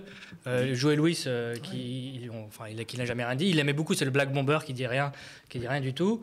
Et au moment où il y a eu le Mohamed Ali contre Foreman, Mohamed Ali, la grande différence. Voilà, c'est ça. Mohamed Ali est arrivé avec sa grande gueule en dénonçant tout ce qui était possible de dénoncer. Et t'avais George Foreman qui était le favori des WASP américains, qui lui disait rien, respectait. Le pauvre Foreman, on sait que maintenant c'était en plus totalement injuste. Oui, voilà, ce qui a été attribué à Foreman. C'était pas du tout un bon oncle Tom, comme on dit. Ça, ouais. C'était pas du tout ça. Bon, ce qu'il a desservi, c'est son chien. Hein. Mais, oui, quand il arrivait avec. Oui. Mais d'ailleurs, Mohamed Ali s'est excusé auprès de lui longtemps après, vous savez. Oui, parce qu'il avait parti dans une grande enfin bref. Ouais. Donc c'est ça, après ça reste du racisme parce que c'est le bon noir exactement comme dit la Biruche. C'est très mobilisateur le sport. Par exemple, quand on voit l'histoire de l'Afrique du Sud, il y a vraiment il y a une importance sur le sport. Ou même à des moments, il y a eu j'ai oublié son nom, un champion de boxe blanc, Afrikaners, qui était contre l'apartheid, et les Noirs le supportaient. Ouais. Donc des fois, il y avait des liens qui se créaient, des fois quand même, contre des communautés qui sont institutionnellement séparées, et le sport les permettait des fois de se rencontrer entre les Blancs progressistes. La grande affaire de ce que tu dis, il n'y a rien de mieux qui illustre cela que l'affaire de... Vous connaissez, non? Aux Jeux Olympiques. Oui, bien sûr. Vous savez comment ça s'est passé, cette histoire? Samuel Chuck, non. Oui, vous savez 68. Oui, 68, aux Jeux Olympiques. Hein. Vous savez comment ça s'est passé? Ça a été complètement improvisé. Et c'est la vérité, c'est un Blanc qui a suggéré aux athlètes, ça c'est la vérité. Hein. Et l'Australien était complice, ouais. Et c'est pas uniquement qui était complice, c'est lui qui leur a suggéré, et il a prêté ses gants, c'est lui qui a donné ses gants, c'est pour ça qu'ils n'ont pas le même gant, enfin, il y a un point droit, et il y a un point... Et ce qui est terrible, c'est la fin, c'est qu'ils ont tous été virés, le Blanc également, et ils se retrouvent aux obsèques à la fin, c'est très très émouvant cette histoire. C'est très émouvant cette histoire. Jeux Olympiques, podium, gants noirs. C'est les Jeux Olympiques de quoi? Jeux Olympiques de Mexico, 68. 68 Mexico. Oui, c'est une longue histoire avec une grosse politisation de l'entraîneur, tout ça. Et ils avaient fait des recommandations, dont la fin de qu'on vire l'Afrique du Sud du comité. Voilà. Il y avait une liste. Hein. Regardez, ils n'ont pas le même point levé, alors que c'est pas une histoire de droitier et de gaucher. Hein. C'est assez émouvant cette histoire. Ouais. Il me semble qu'il y a une statue en Australie pour l'homme blanc, et il y a une statue aussi dans une université noire, je crois, je sais plus, à Auckland, je crois. Et du coup, mais ce qui est marrant, c'est que l'image est séparée. C'est-à-dire, il y a le blanc tout seul qui soutient parce qu'il avait pris un petit pins, je crois, pour soutenir quand même. C'est pour ça qu'il s'est fait virer. Et t'as les noirs qui sont aussi de leur côté. Et moi, je trouve ça dommage de ne pas les mettre ensemble parce que effectivement, il y aura pour une fois où il y aura besoin de blancs alliés. Donc pour une fois où c'était vrai au-delà des clichés. Et puis pour montrer l'internationalisme, c'était une question, la question négrophobe, elle traversait l'Afrique du Sud, les États-Unis, c'était international, quoi. C'était un problème, et la France partout. Et si on lance une émission sport, tu vas revenir, toi. Hein, je te le dire. Non, mais tu as l'air bien. Bah oui, je suis passionné un peu. Les gens le disaient dans le chat, basé. Ouais. Mais c'est important, vraiment. Bah, après, c'est parce que c'est la négrophobie. Donc, la négrophobie, si on ne regarde pas le sport, si on ne pense pas par rapport au sport, on loupe beaucoup de choses, vraiment beaucoup de choses. Hein. Ok. Bah, je vous propose, on continue dans le React. Alors, après, j'ai chaud, Sabrina. On a chaud. Donnez au Tipeee pour qu'on achète la clim pour Mariam. Clim silencieuse. Mais on a déjà une clim, non, les amis? Oui, mais... Ah bon? On ne dit rien. Il faut que Christophe l'amène. Ok. Bon. On a une clim, mais vous me laissez souffrir de chaleur comme ça? Qui nous a été donnée, qui nous a été offerte. Dis ça à Christophe. Non, c'est pas vrai, je pense. Si, tu vas voir. Bon, je propose, on va voter. Vous allez voter, le chat, il va voter aussi, parce qu'après, il y a beaucoup d'expériences. Alors, vous choisissez quoi? Vous avez le choix entre eux. Le spectacle des enfants, c'est sur la négrophobie, les pains au chocolat et la négrophobie. Les Chinois. Ah, il y a Monsieur Copé qui est dedans. Les Chinois qui se ressemblent tous. Ensuite, l'accent noir. Ça nous a fait rire. Hein. Ouais, il y a des petits derrière. Ou alors, c'est peut-être plus facile pour eux de rigoler sur les Chinois parce qu'il n'y en a pas. L'accent, ça peut être intéressant. Donc, l'accent noir. je conseille. Ensuite, l'empathie. Est-ce qu'on a notre empathie? Et un autre que je trouvais pas mal aussi, que j'ai intitulé L'arabe qui n'est pas un clochard. D'accord. L'arabe qui n'est pas un clochard. Qui n'est pas un clochard. Celui-là il est très intéressant. Je vous laisse ils sont vraiment le chat votait aussi. Je peux dire Vas-y, Mariam. Le plus court. Le plus court parce que tu dois t'en aller, non? Tu vas rester ici. Yacine. Moi, j'hésite entre l'accent et l'arabe. L'accent, on peut montrer une spécificité très française parce qu'il y a plein de pays qui sont bien plus libres sur l'accent, etc. Nous, on a quand même l'accent, c'est... L'accent noir, alors. Parce que là, je dis exprès l'accent noir, que les gens ne soient pas choqués. C'est parce que c'est le cliché. Il a un accent noir. Mais sur, après, on vient de parler des noirs, on se parlerait pas des arabes un petit peu, quoi. Max, mais sur la perception avec aussi l'histoire du SDF, etc. Ouais, moi j'aime bien. On fait ça, l'arabe pas clochard, 1h20. Ça existe, 1h20. 1h20, s'il vous plaît. La régie, concentrez-vous. Un peu de concentration. Christophe, arrête de déranger tout le monde. C'est une dinguerie. 1h20, c'est ça? Par l'exposition culturelle, le fait de rencontrer, de se mettre en face de personnes différentes de nous. Et c'est cette exposition-là, c'est cette éducation, c'est cette familiarité qui ne nous ressemble pas, qui va permettre aussi au cerveau d'être plus empathique. On a vu que nos préjugés pouvaient nous conduire à avoir des comportements, des attitudes, des certitudes totalement infondées à l'égard de ceux qui sont différents de nous. Mais ça peut aller encore plus loin, Jamy. Absolument. Si je vous disais, Marie, que nos préjugés sont capables de déformer la réalité au point de nous faire voir des choses qui n'existent pas. C'est ce que nous allons tester tout de suite avec nos participants qui seront là d'un instant à l'autre.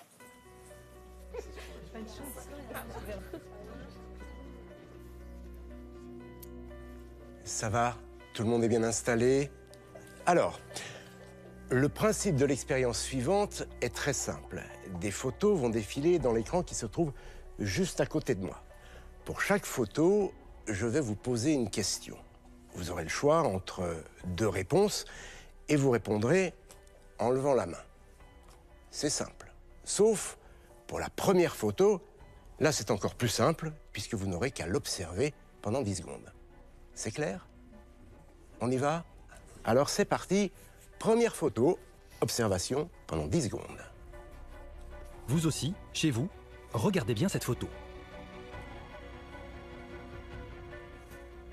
Deuxième photo. Vous avez rendez-vous au numéro 16 de cette rue. À quelle porte allez-vous frapper? Et Roger ne servent qu'à détourner leur attention. Seule la toute première photo montrée compte pour notre expérience. C'était la dernière photo, merci d'avoir joué le jeu, mais l'expérience n'est pas terminée. La suite, ça se passe dans cette direction. Vas-y. Testons maintenant votre mémoire. Si vous deviez décrire la première photo montrée par Jamy pendant 10 secondes, que diriez-vous? C'est justement ce que nous allons demander à nos participants. Une personne avec un sweat rouge sur la gauche. Des amoureux, un couple d'amoureux aussi, il me semble, sur la droite. Des passants, un chien, qui a l'air malheureux d'ailleurs. Un centre-ville très fourni. Moi, qu'on est enfant, qu'est-ce que vous pouvez ringarder? Il est marrant, lui. Mais en fait, ce qui nous intéresse dans l'image que Jamy a montrée aux participants, c'est la scène centrale. Déjà, cette photo se passe à New York, aux States. C'est un monsieur qui offre du lait ou une boisson à un SDF. Le SDF est à droite. Il porte un manteau marron avec un chapeau. Le monsieur scientifique, il porte un bonnet un peu rayé. Un monsieur qui a l'air dans la peine, qui a un bonnet. Et celui qui recevait de l'argent, il me semble qu'il avait un bonnet. C'est celui qui a les cheveux bouclés, qui donne de l'argent à quelqu'un qui a un bonnet. Okay. Près de la moitié de nos participants qui ont décrit la scène au centre de la photo ont expliqué qu'ils avaient vu à la gauche, perturbés par cette scène au centre de l'image. Et pourquoi tant d'autres ont-ils carrément inversé les rôles des deux personnages? Qu'est-ce que ça révèle cette expérience? C'est incroyable. C'est très perturbant, c'est ce qu'il vient de dire. Pourquoi c'est très perturbant? Parce que c'est ce qu'on appelle une photo contre-stéréotypique. Cette photo, si je la qualifie de contre-stéréotypique, c'est parce que nos stéréotypes nous amènent à penser qu'une personne de... Alors moi je vous dis, c'est l'expérience qui m'a le moins convaincue. Enfin le moins... Elle est pas très flagrante, je trouve. C'est pas flagrant parce qu'en fait déjà, moi j'ai trouvé qu'il ressemblait pas à un arabe. Bah non. Le mec avec un bonnet. On dirait un SDF blanc. Et c'est vrai qu'il était fringué comme un SDF dans les films américains. Vous voyez? Exactement. De New York, où il a un petit bonnet, il va rencontrer l'amour au coin de la rue, c'est milliardaire, etc. J'étais pas convaincue. Autant le cliché de les arabes sont des assistés, etc. On le connaît, mais je trouve que là... Mais justement, parce que c'est pas un SDF. C'est ça qui est... En fait, l'image, elle est très bien trouvée parce qu'elle est ambiguë.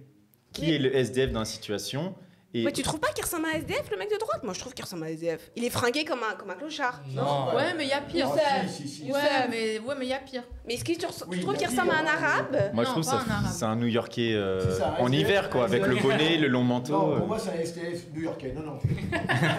Pas du tout un SDF. Ne pas confondre avec le SDF bostonien. Absolument. D'ailleurs. Bon, et donc, qu'est-ce qu'on dit sur tout ça, du coup? En fait, du coup, ce qui est intéressant, c'est qu'en fait, celui-là qui a le gobelet, c'est celui qui reçoit le don. Donc, normalement, le SDF, c'est l'homme blanc. Ah, oui. Mais vu qu'on n'associe pas le fait d'être SDF aux hommes blancs, en tout cas, je ne sais pas comment ça se fait dans leur cerveau. Du coup, tout le monde a dit, le SDF, c'est l'inverse. Où ils ne comprenaient plus la situation, ils n'arrivaient plus à comprendre. Moi, désolée, j'avais compris ça aussi. Mais moi, ce que je trouve quand même hyper intéressant dans cette situation, c'est du coup la perception. Et c'est quand même important de questionner ça, parce qu'il y a quand même des gens... pour militariser les rues, ils vont dire oui, on se sent en insécurité. Par exemple, au niveau, parce que là j'essaie d'aller plus loin que cette chose-là. Mais par exemple, on sait que des Afro-Américains se faisaient lyncher parce qu'on disait oui, ils regardent mal une femme blanche. Oui. Ah oui. Et là, c'est important. On voit du coup la perception, quels enjeux elle peut aller, jusqu'où ça peut aller à la fin. Parce que si un homme noir juste qui passe et qui te regarde, ça devient un harceleur qui a envie, qui a soif de femmes blanches, tout ça, tout de suite, on voit les dangers que ça peut faire. Et donc, moi, je sais que plein de fois, des blancs, j'ai entendu dire « Ah ouais, cette rue est craint ». Pourquoi est craint? Parce qu'il y a des noirs dedans. Parce qu'il y a des noirs et des arabes, ouais. Donc, ça permet quand même d'avoir un discours défensif sur tous ces discours-là, et même parfois d'un féminisme carcéral qui serait là. La question de l'espace public et comment les corps arabes, noirs sont vus dans l'espace public, il la pose pas malheureusement. Là, il la pose pas. On voit juste des gens dire que... mais tu te souviens, après, il y a une petite expérience en plus qui est encore plus frappante, le téléphone arabe. Voilà. Moi, je te dis... je te décris la scène, je te dis... Un téléphone arabe, c'est un téléphone volé, de toute façon. Je te dis, un arabe donne de l'argent à un blanc. Oui. Et au fur et à mesure, on voit que finalement, c'est l'arabe qui finit à chaque fois par être celui qui reçoit l'argent. Donc le quémandeur. D'accord. Ça... voilà. Oui, et dans la description de cette scène, par le téléphone arabe, par le mécanisme de rumeur, peu importe ce que disait la personne au tout début, à la fin, c'était toujours l'arabe qui demandait l'argent. C'est-à-dire, au bout de 5 personnes, c'était toujours l'arabe qui demandait l'argent. Et donc ça, on peut questionner tous les phénomènes de Karen, etc. aux États-Unis. Il y a un arabe qui est dans ma rue, il est un peu bizarre. Il y a un noir qui est dans ma rue, il est un peu bizarre. Et à la fin, ça finit par c'est un dealer, qu'est-ce qu'il fait là? Et intervention de la police. Mais en fait, ça s'arrête là. C'est que jamais ils vont parler de... faut taper sur la table, s'il vous plaît. Jamais ils vont aller jusqu'à intervention de la police. Je veux dire, Oui, non, mais eux, ils font pas les liens. mais c'est ça que je trouve quand même intéressant, si on peut sortir quelque chose d'intéressant, parce qu'ils vont pas le dire. Ils vont pas faire le lien pour remettre en question ces institutions-là.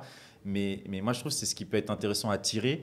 Et surtout, quand on sait que par exemple, la rue comme est un lieu... par exemple, je sais pas, on prend un exemple, Barbès. Les gens, à Barbès... Tu mets une femme blanche qui ne connaît pas Paris à Barbès, la perception qu'elle va avoir, tu te dis, ça peut être...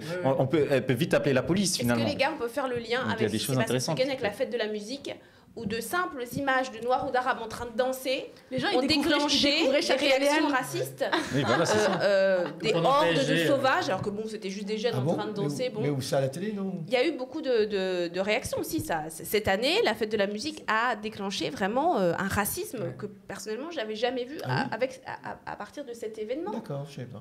Même chose pour le PSG, le soir de la victoire. Oui, donc c'est de remettre parfois des paroles qui sont vues comme... qu'on ne doit pas remettre en question, et que moi je trouve ça très bien, par exemple le témoignage, etc. Mais toujours se rappeler que des fois en fait il y a certaines idées politiques qui vont rentrer en confrontation, et comment on fait du coup quand on a des personnes qui vont voir du racisme, qui vont voir de la misogynie là où il n'y en a pas, par exemple. Et que nous, avec un angle antiraciste, on ne peut pas avoir la même vision de la chose, quoi. Parce que si ta présence, juste ton corps dans la rue, est une menace par des gens, est-ce qu'on doit les croire? Oui, ben après, c'est ce qu'on disait au tout début, c'est la question du pouvoir. Finalement, nous, on s'en fout que Gérard, Roger ait des idées racistes. C'est qu'est-ce que ces idées racistes vont déclencher? Est-ce qu'il a le pouvoir d'imposer sa vision raciste de la société? Oui, il va appeler les keufs vont aider et appliquer cette vision raciste, ils vont arrêter, ils vont le tuer, etc. C'est, je veux dire, et ça, ils n'iront jamais jusqu'à dire qu'il y a une collaboration totale de toutes les institutions. Les images. Qu'est-ce que tu veux, Youssef? Oui. Non, la suite, là, non. On peut le voir, le passage, il y a un passage qui illustre ça, non? De la rumeur? Oui, non, je pensais qu'il y avait un autre passage après ça. Bah ensuite, ouais, ça continue, il y a encore d'autres expériences, alors on va pas toutes les regarder. Désolé, Roger. Toi, tu voulais regarder la rumeur? C'est ça? Non, c'est ça. Le téléphone arabe? Oui, c'est ça. Alors, il faudrait continuer un petit peu. Grave, mais je disais souvent le problème des Arabes ou d'une présence arabe ou noire qui peut être inquiétante, c'est aussi sociale, je veux dire. Hein. C'est évident que comme les Arabes et les Noirs sont en bas de l'échelle sociale, instinctivement, si jamais tu voyais plein d'Arabes et plein de Noirs, tu te dis c'est craignos. Parce qu'effectivement, c'est un quartier pauvre, et c'est dans les quartiers pauvres qu'il y a le plus de délinquance, ça c'est clair aussi. Enfin, de délinquance de proximité, on va dire. Ok, je vous propose qu'on passe à la fin. À la conclusion. Parce qu'on a bien quand même, on a bien parlé. Voilà. Alors, à 1h39, ils font une belle conclusion. Et franchement, moi, ça m'a ému, mais premier degré. Je vous jure que mais je vous jure que j'en avais les frissons. 1 minute 39, ils m'ont eu, mais tous les jours, ils m'ont. Tous les jours. Avec quelqu'un. Raconter sa journée, raconter ses envies. Et Max, que c'était une expérience sociale sur le racisme, etc.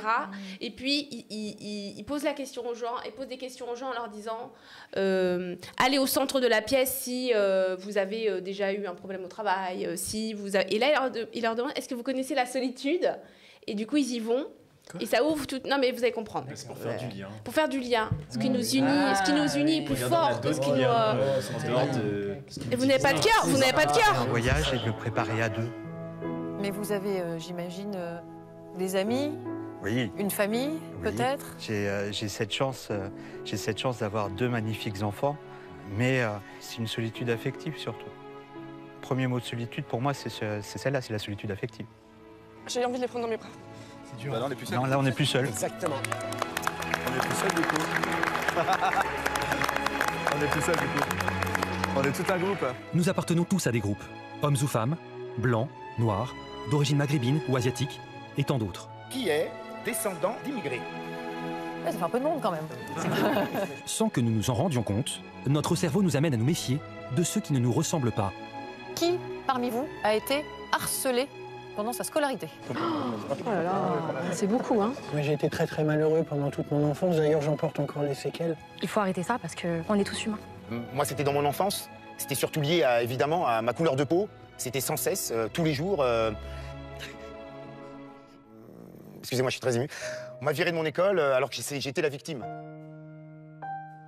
Mais c'est pour ça, j'espère vraiment que cette émission va essayer d'ouvrir les consciences sur plein de problèmes de discrimination.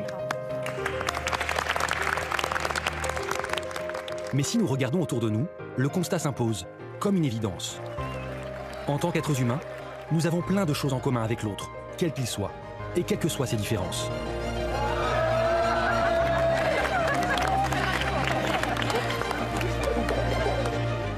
Ce qui nous rassemble est toujours plus fort que ce qui nous divise. J'espère qu'on a atteint notre but, mieux nous connaître les uns les autres.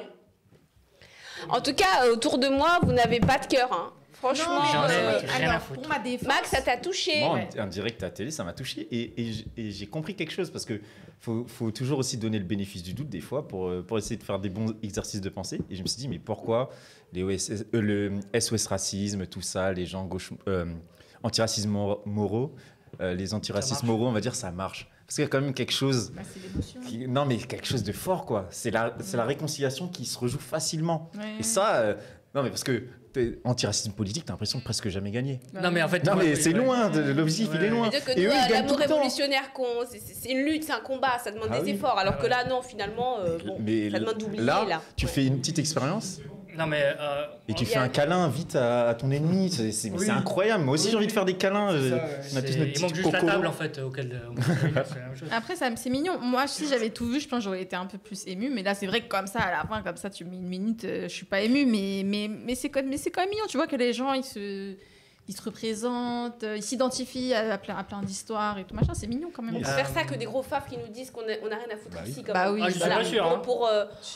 Les gros fafs, au moins, c'est des cibles très faciles. Et ça, regarde, il nous a fallu 1 heure pour démonter tous leurs arguments. Les fafs, on sait direct que c'est nos ennemis, quoi. Oui. Je dirais pas que je les préfère parce que... Ouf. À changer. Non mais attends, je pense qu'il y a un certain nombre de gens et c'est notre travail, c'est ce qu'on fait. On essaie justement de convaincre les gens de faire, de construire l'antiracisme politique. Tu leur expliques ce qu'on vient d'expliquer. Ils sont pas forcément pas réceptifs. Il faut faire avec aussi que la majorité des gens, c'est juste des gens un peu comme ça, quoi. C'est des gens, ils sont là, ils ont leur sensibilité. On est déjà... les gens ne sont pas naturellement très politiques. Nous, on est des ovnis, on est des gens un peu bizarres. Nous, je vous rappelle la vague de haine qui est tombée sur ce seul reportage après qu'il soit diffusé. Oui. Bah oui, il y a bien de raison. Mais bon, je voulais juste dire, tu te parlais de fait que ça ne nous a pas émus. En ce moment, la semaine prochaine, on reçoit Myriam Laribi qui a écrit un bouquin. En fait, elle a écrit un bouquin où elle documente mois par mois ce qui se passe à Gaza. Donc elle raconte tous les massacres mois par mois. Et moi je suis en train de lire ça en ce moment. Donc le fait que ça m'émeut pas du tout que tu as un média d'État qui publie ça et qui soutient totalement le génocide, voilà, j'en ai rien à foutre. Yazid, c'est vraiment le parti. Hein. Non mais attends, tu sais qu'est-ce que tu as fait avec Yazid? Non mais attends, il faut lire ce que je suis en train de dire. Il vient de te dire, j'ai lu Gaza, ils vont pas me...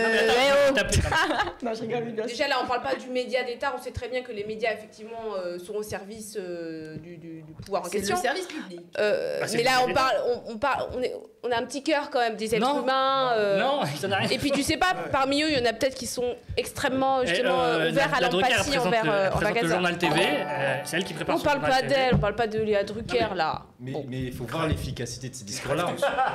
Et pourquoi ça fonctionne, c'est quand même l'idée, on se salit pas les mains. Personne s'est sali les mains une fois, personne n'a dénoncé le mec qui abusait, qui disait le truc raciste, personne n'a dit la police, ça. Et donc, sans salir les mains, tout est confortable et ce confort, il est dur quand même à aller chercher. Est-ce que vous croyez que ça n'a pas existé ou alors peut-être que la télé a choisi de ne pas montrer ça? Parce que vous avez vu, il y a quand même pas mal de noirs, il y a pas mal d'arabes, il y a pas mal de non-blancs.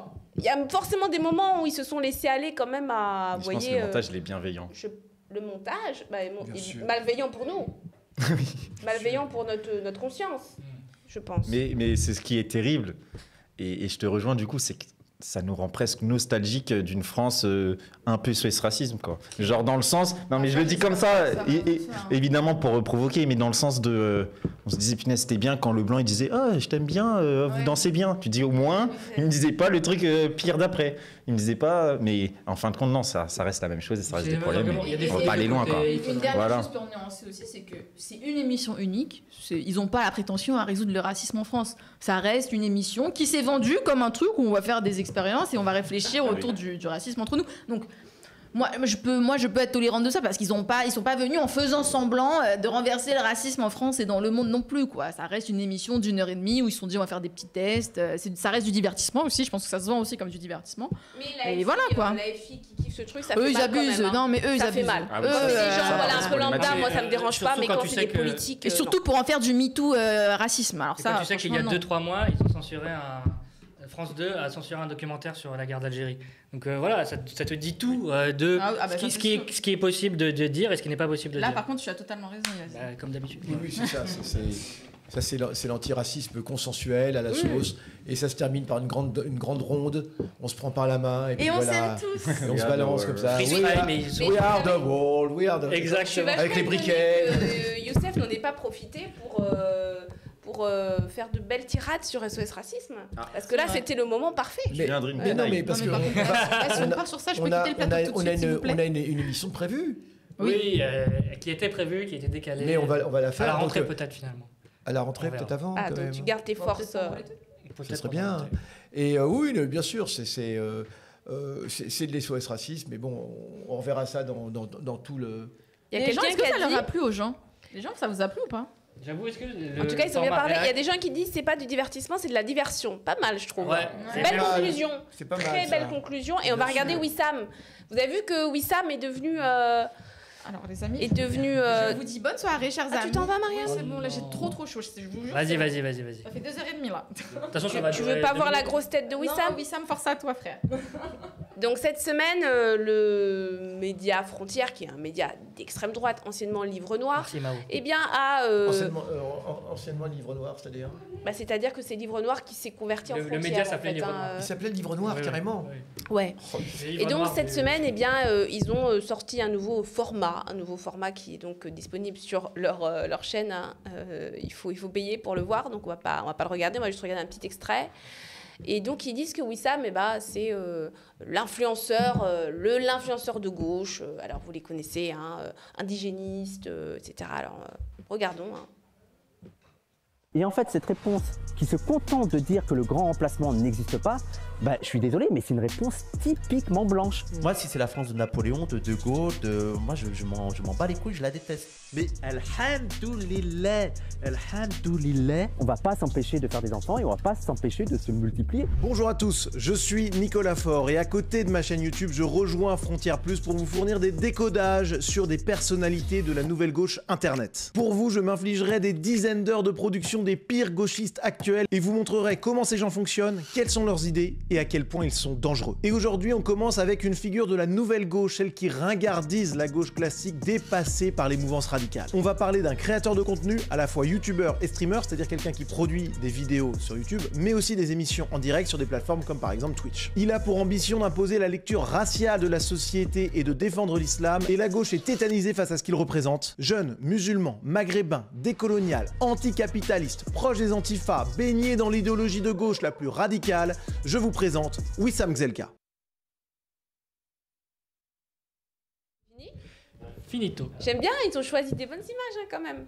Et c'est pas la première fois, Yazid, que Frontières, ils parlent de Parole d'honneur, de Wissam, de Samir, de nous, de tout le monde. Ils avaient fait, ils avaient consacré une double page dans leur magazine et ils nous avaient mis 2 fois dans leur cartographie de l'extrême droite. Ouais. Sachant que quand les médias de droite, d'extrême droite font ça, c'est vraiment des cibles dans le dos qu'ils mettent aux gens. Hein. Ça, faut être clair. C'est des instructions qu'ils donnent à leur nervi, on va dire. Youssef au téléphone, c'est ça. Youssef au téléphone parce que je viens d'apprendre une grande nouvelle par rapport à Trump et par rapport à ce qui se passe là. D'accord. Mais bon, on en reparlera. Je veux dire, voilà. Demain. On informe simplement qu'effectivement... T'as des exclus de Téhéran, c'est ça? Oui, tout à fait. Visiblement, Trump lâche l'affaire. Et ça, c'est quand même très positif. Donc, en tout cas, on salue la carrière d'influenceur de Wissam qui prend un envol grâce à cette vidéo. C'était assez flatteur qu'ils choisissent parce que c'est un format qu'il lance sur les influenceurs de gauche. Bon, il n'est pas strictement de gauche. Mais je crois que c'est assez flatteur qu'ils le choisissent lui. Hein. Max, il y a du boulot encore avant d'être... Je passe mon tour. Voilà, donc n'allez pas regarder ce reportage parce qu'il faut payer. Déjà, il faut payer. Ouais. Qui va payer pour ça? Comment ça? Faut payer. Ah, c'est payant. Pour regarder cette merde, il faut payer. Ouais. En plus, c'est payant, ouais. Et moi, j'aimerais bien en apprendre beaucoup sur les gauchistes, quoi. Sur qui on est, sur notre malfaisance et sur le danger qu'on constitue. Ils nous ont consacré une double page à nous. C'est vrai? Oui. Et oui, mon gars. Ils parlent de la casquette aussi Non. Non. Voilà, donc écoutez, on va se quitter. Hein. Je fais un petit peu la promo. Donc il y a toujours la revue numéro 3 de nous. Hein. Petit blanc, fascisme, révolution. Toujours disponible sur le site, vous pouvez l'acheter. Il y a les universités d'été qui nous attendent bientôt. Oui. Hein. On se prépare. 17 juillet, 3 jours. Ça va être extraordinaire, les premières universités d'été décoloniales. Nous allons former l'avant-garde antiraciste. Alors, décoloniale... je précise, méfiez-vous des contrefaçons. Il y avait une émission de télévision qui se terminait toujours à chaque fois comme cela. Hein. Méfiez-vous des contrefaçons. Et je crois qu'on peut le dire également. Hein. Beaucoup de gens appellent décolonial un petit peu n'importe quoi. Donc là, c'est quand même du vrai. C'est du vrai. D'ailleurs, on a été, c'était quand? Il y a quelques jours, on a été au spectacle de Jamil Le Chlak. Ah oui, Jamil Le Chlak qui nous a invités. On a été le voir, il nous a invités. Donc on était beaucoup de Parole d'honneur. Je sais pas, 6, 7, 8, on a été comme ça. Il nous a fait une petite dédicace à la fin de son spectacle, en nous disant qu'il nous aimait beaucoup. Et tout. Jamil nous a régalé pendant son spectacle et on peut dire qu'on prépare un petit truc avec lui. On prépare un petit truc. Allez voir son spectacle, franchement, 1h30, t'en as pour ton argent. C'est vrai? Vraiment, c'est très très drôle. Et en fait, il parle beaucoup quand il est sur Nova et puis quand il est sur France Inter, il aborde des sujets politiques. Alors que là, il aborde des sujets un petit peu plus, on va dire, intimes à la vie des indigènes, on va dire. Un peu plus perso, moins politique. Et celles qu'on a tous vécues, quoi. Genre, le mouton, etc. Ah, d'accord. Ça régale, franchement, ça régale. Bah, il nous regarde de temps en temps, donc on le salue aussi, Salem Jamil. Et puis, bah voilà, on vous dit le Tipeee, demain... le Tipeee. Ah oui. Donc, on a fini notre campagne de dons, mais c'est pas pour ça qu'on arrête de vous demander du soutien. Donc, parole d'honneur, le Tipeee, c'est le meilleur moyen de nous soutenir, tout simplement. Des dons mensuels, même s'ils sont petits, ça nous permet d'avoir beaucoup de visibilité sur les prochaines productions qu'on pourra faire. Donc voilà. Et donc, il y a une émission demain, on l'annonce? Il y a une émission demain sur l'Iran avec Youssef Boussouma, avec Azadi, avec Statis Kovelakis et Daniel Blondet. Daniel Blondet, ou plutôt Denis aussi, qui est un spécialiste. Denis Herman, d'accord. Un grand spécialiste de l'Iran. Okay. Voilà, donc on va un petit peu déblayer tout cela. Voilà, vous prendrez le temps plus que dans les pairs. Vous aurez 4 heures pour parler de tout ce que vous voulez. Et rappelons que ce midi, une émission qui va être donc à monter, au montage, hein, avec maître Monique Chemillet-Gendreau, juriste international, et Raphaël Maison, juriste international, prof de droit international. Donc, à quelle heure l'émission demain? Ça va être vers 19h, 19h30, 20h, oui, dans le soir, quoi. Tout à fait. Et on vous avait dit, hein, avec le Tipeee, avec la campagne de dons, on va avoir un nouveau studio, on va pouvoir faire plus d'émissions. Bah, vous voyez, ça arrive tout de suite, hein, avec cette semaine. Déjà, la semaine dernière, vous avez eu l'entretien de Nordina Oussat avec Samir, que je vous invite à regarder sur YouTube, qui est vraiment excellent. Donc Sabrina a raison, on va multiplier toutes les productions. Et on va acheter une clim aussi. Au maximum. Prochaine acquisition, une clim. Et en tout cas, moi, j'étais super contente d'avoir Max ce soir. Oui, franchement. grave, j'étais très content d'avoir Max. Ah bah merci, c'est un honneur d'être ici. Et on reviendra, Max. Ah, j'espère. On espère. Est-ce que tu as envie de revenir ou pas? Bah, j'ai très bien été accueilli, donc bien sûr. Sans clim, mais la prochaine fois. On avait de l'eau. C'est déjà juste la clim déjà. On avait de l'eau. J'aurais préféré une clim. Slama. Au revoir. Slama. Max. Et bah du coup on vous dit à demain pour l'émission sur l'Iran et avec Nonor. Bonne soirée à tous. Ouais. Au revoir.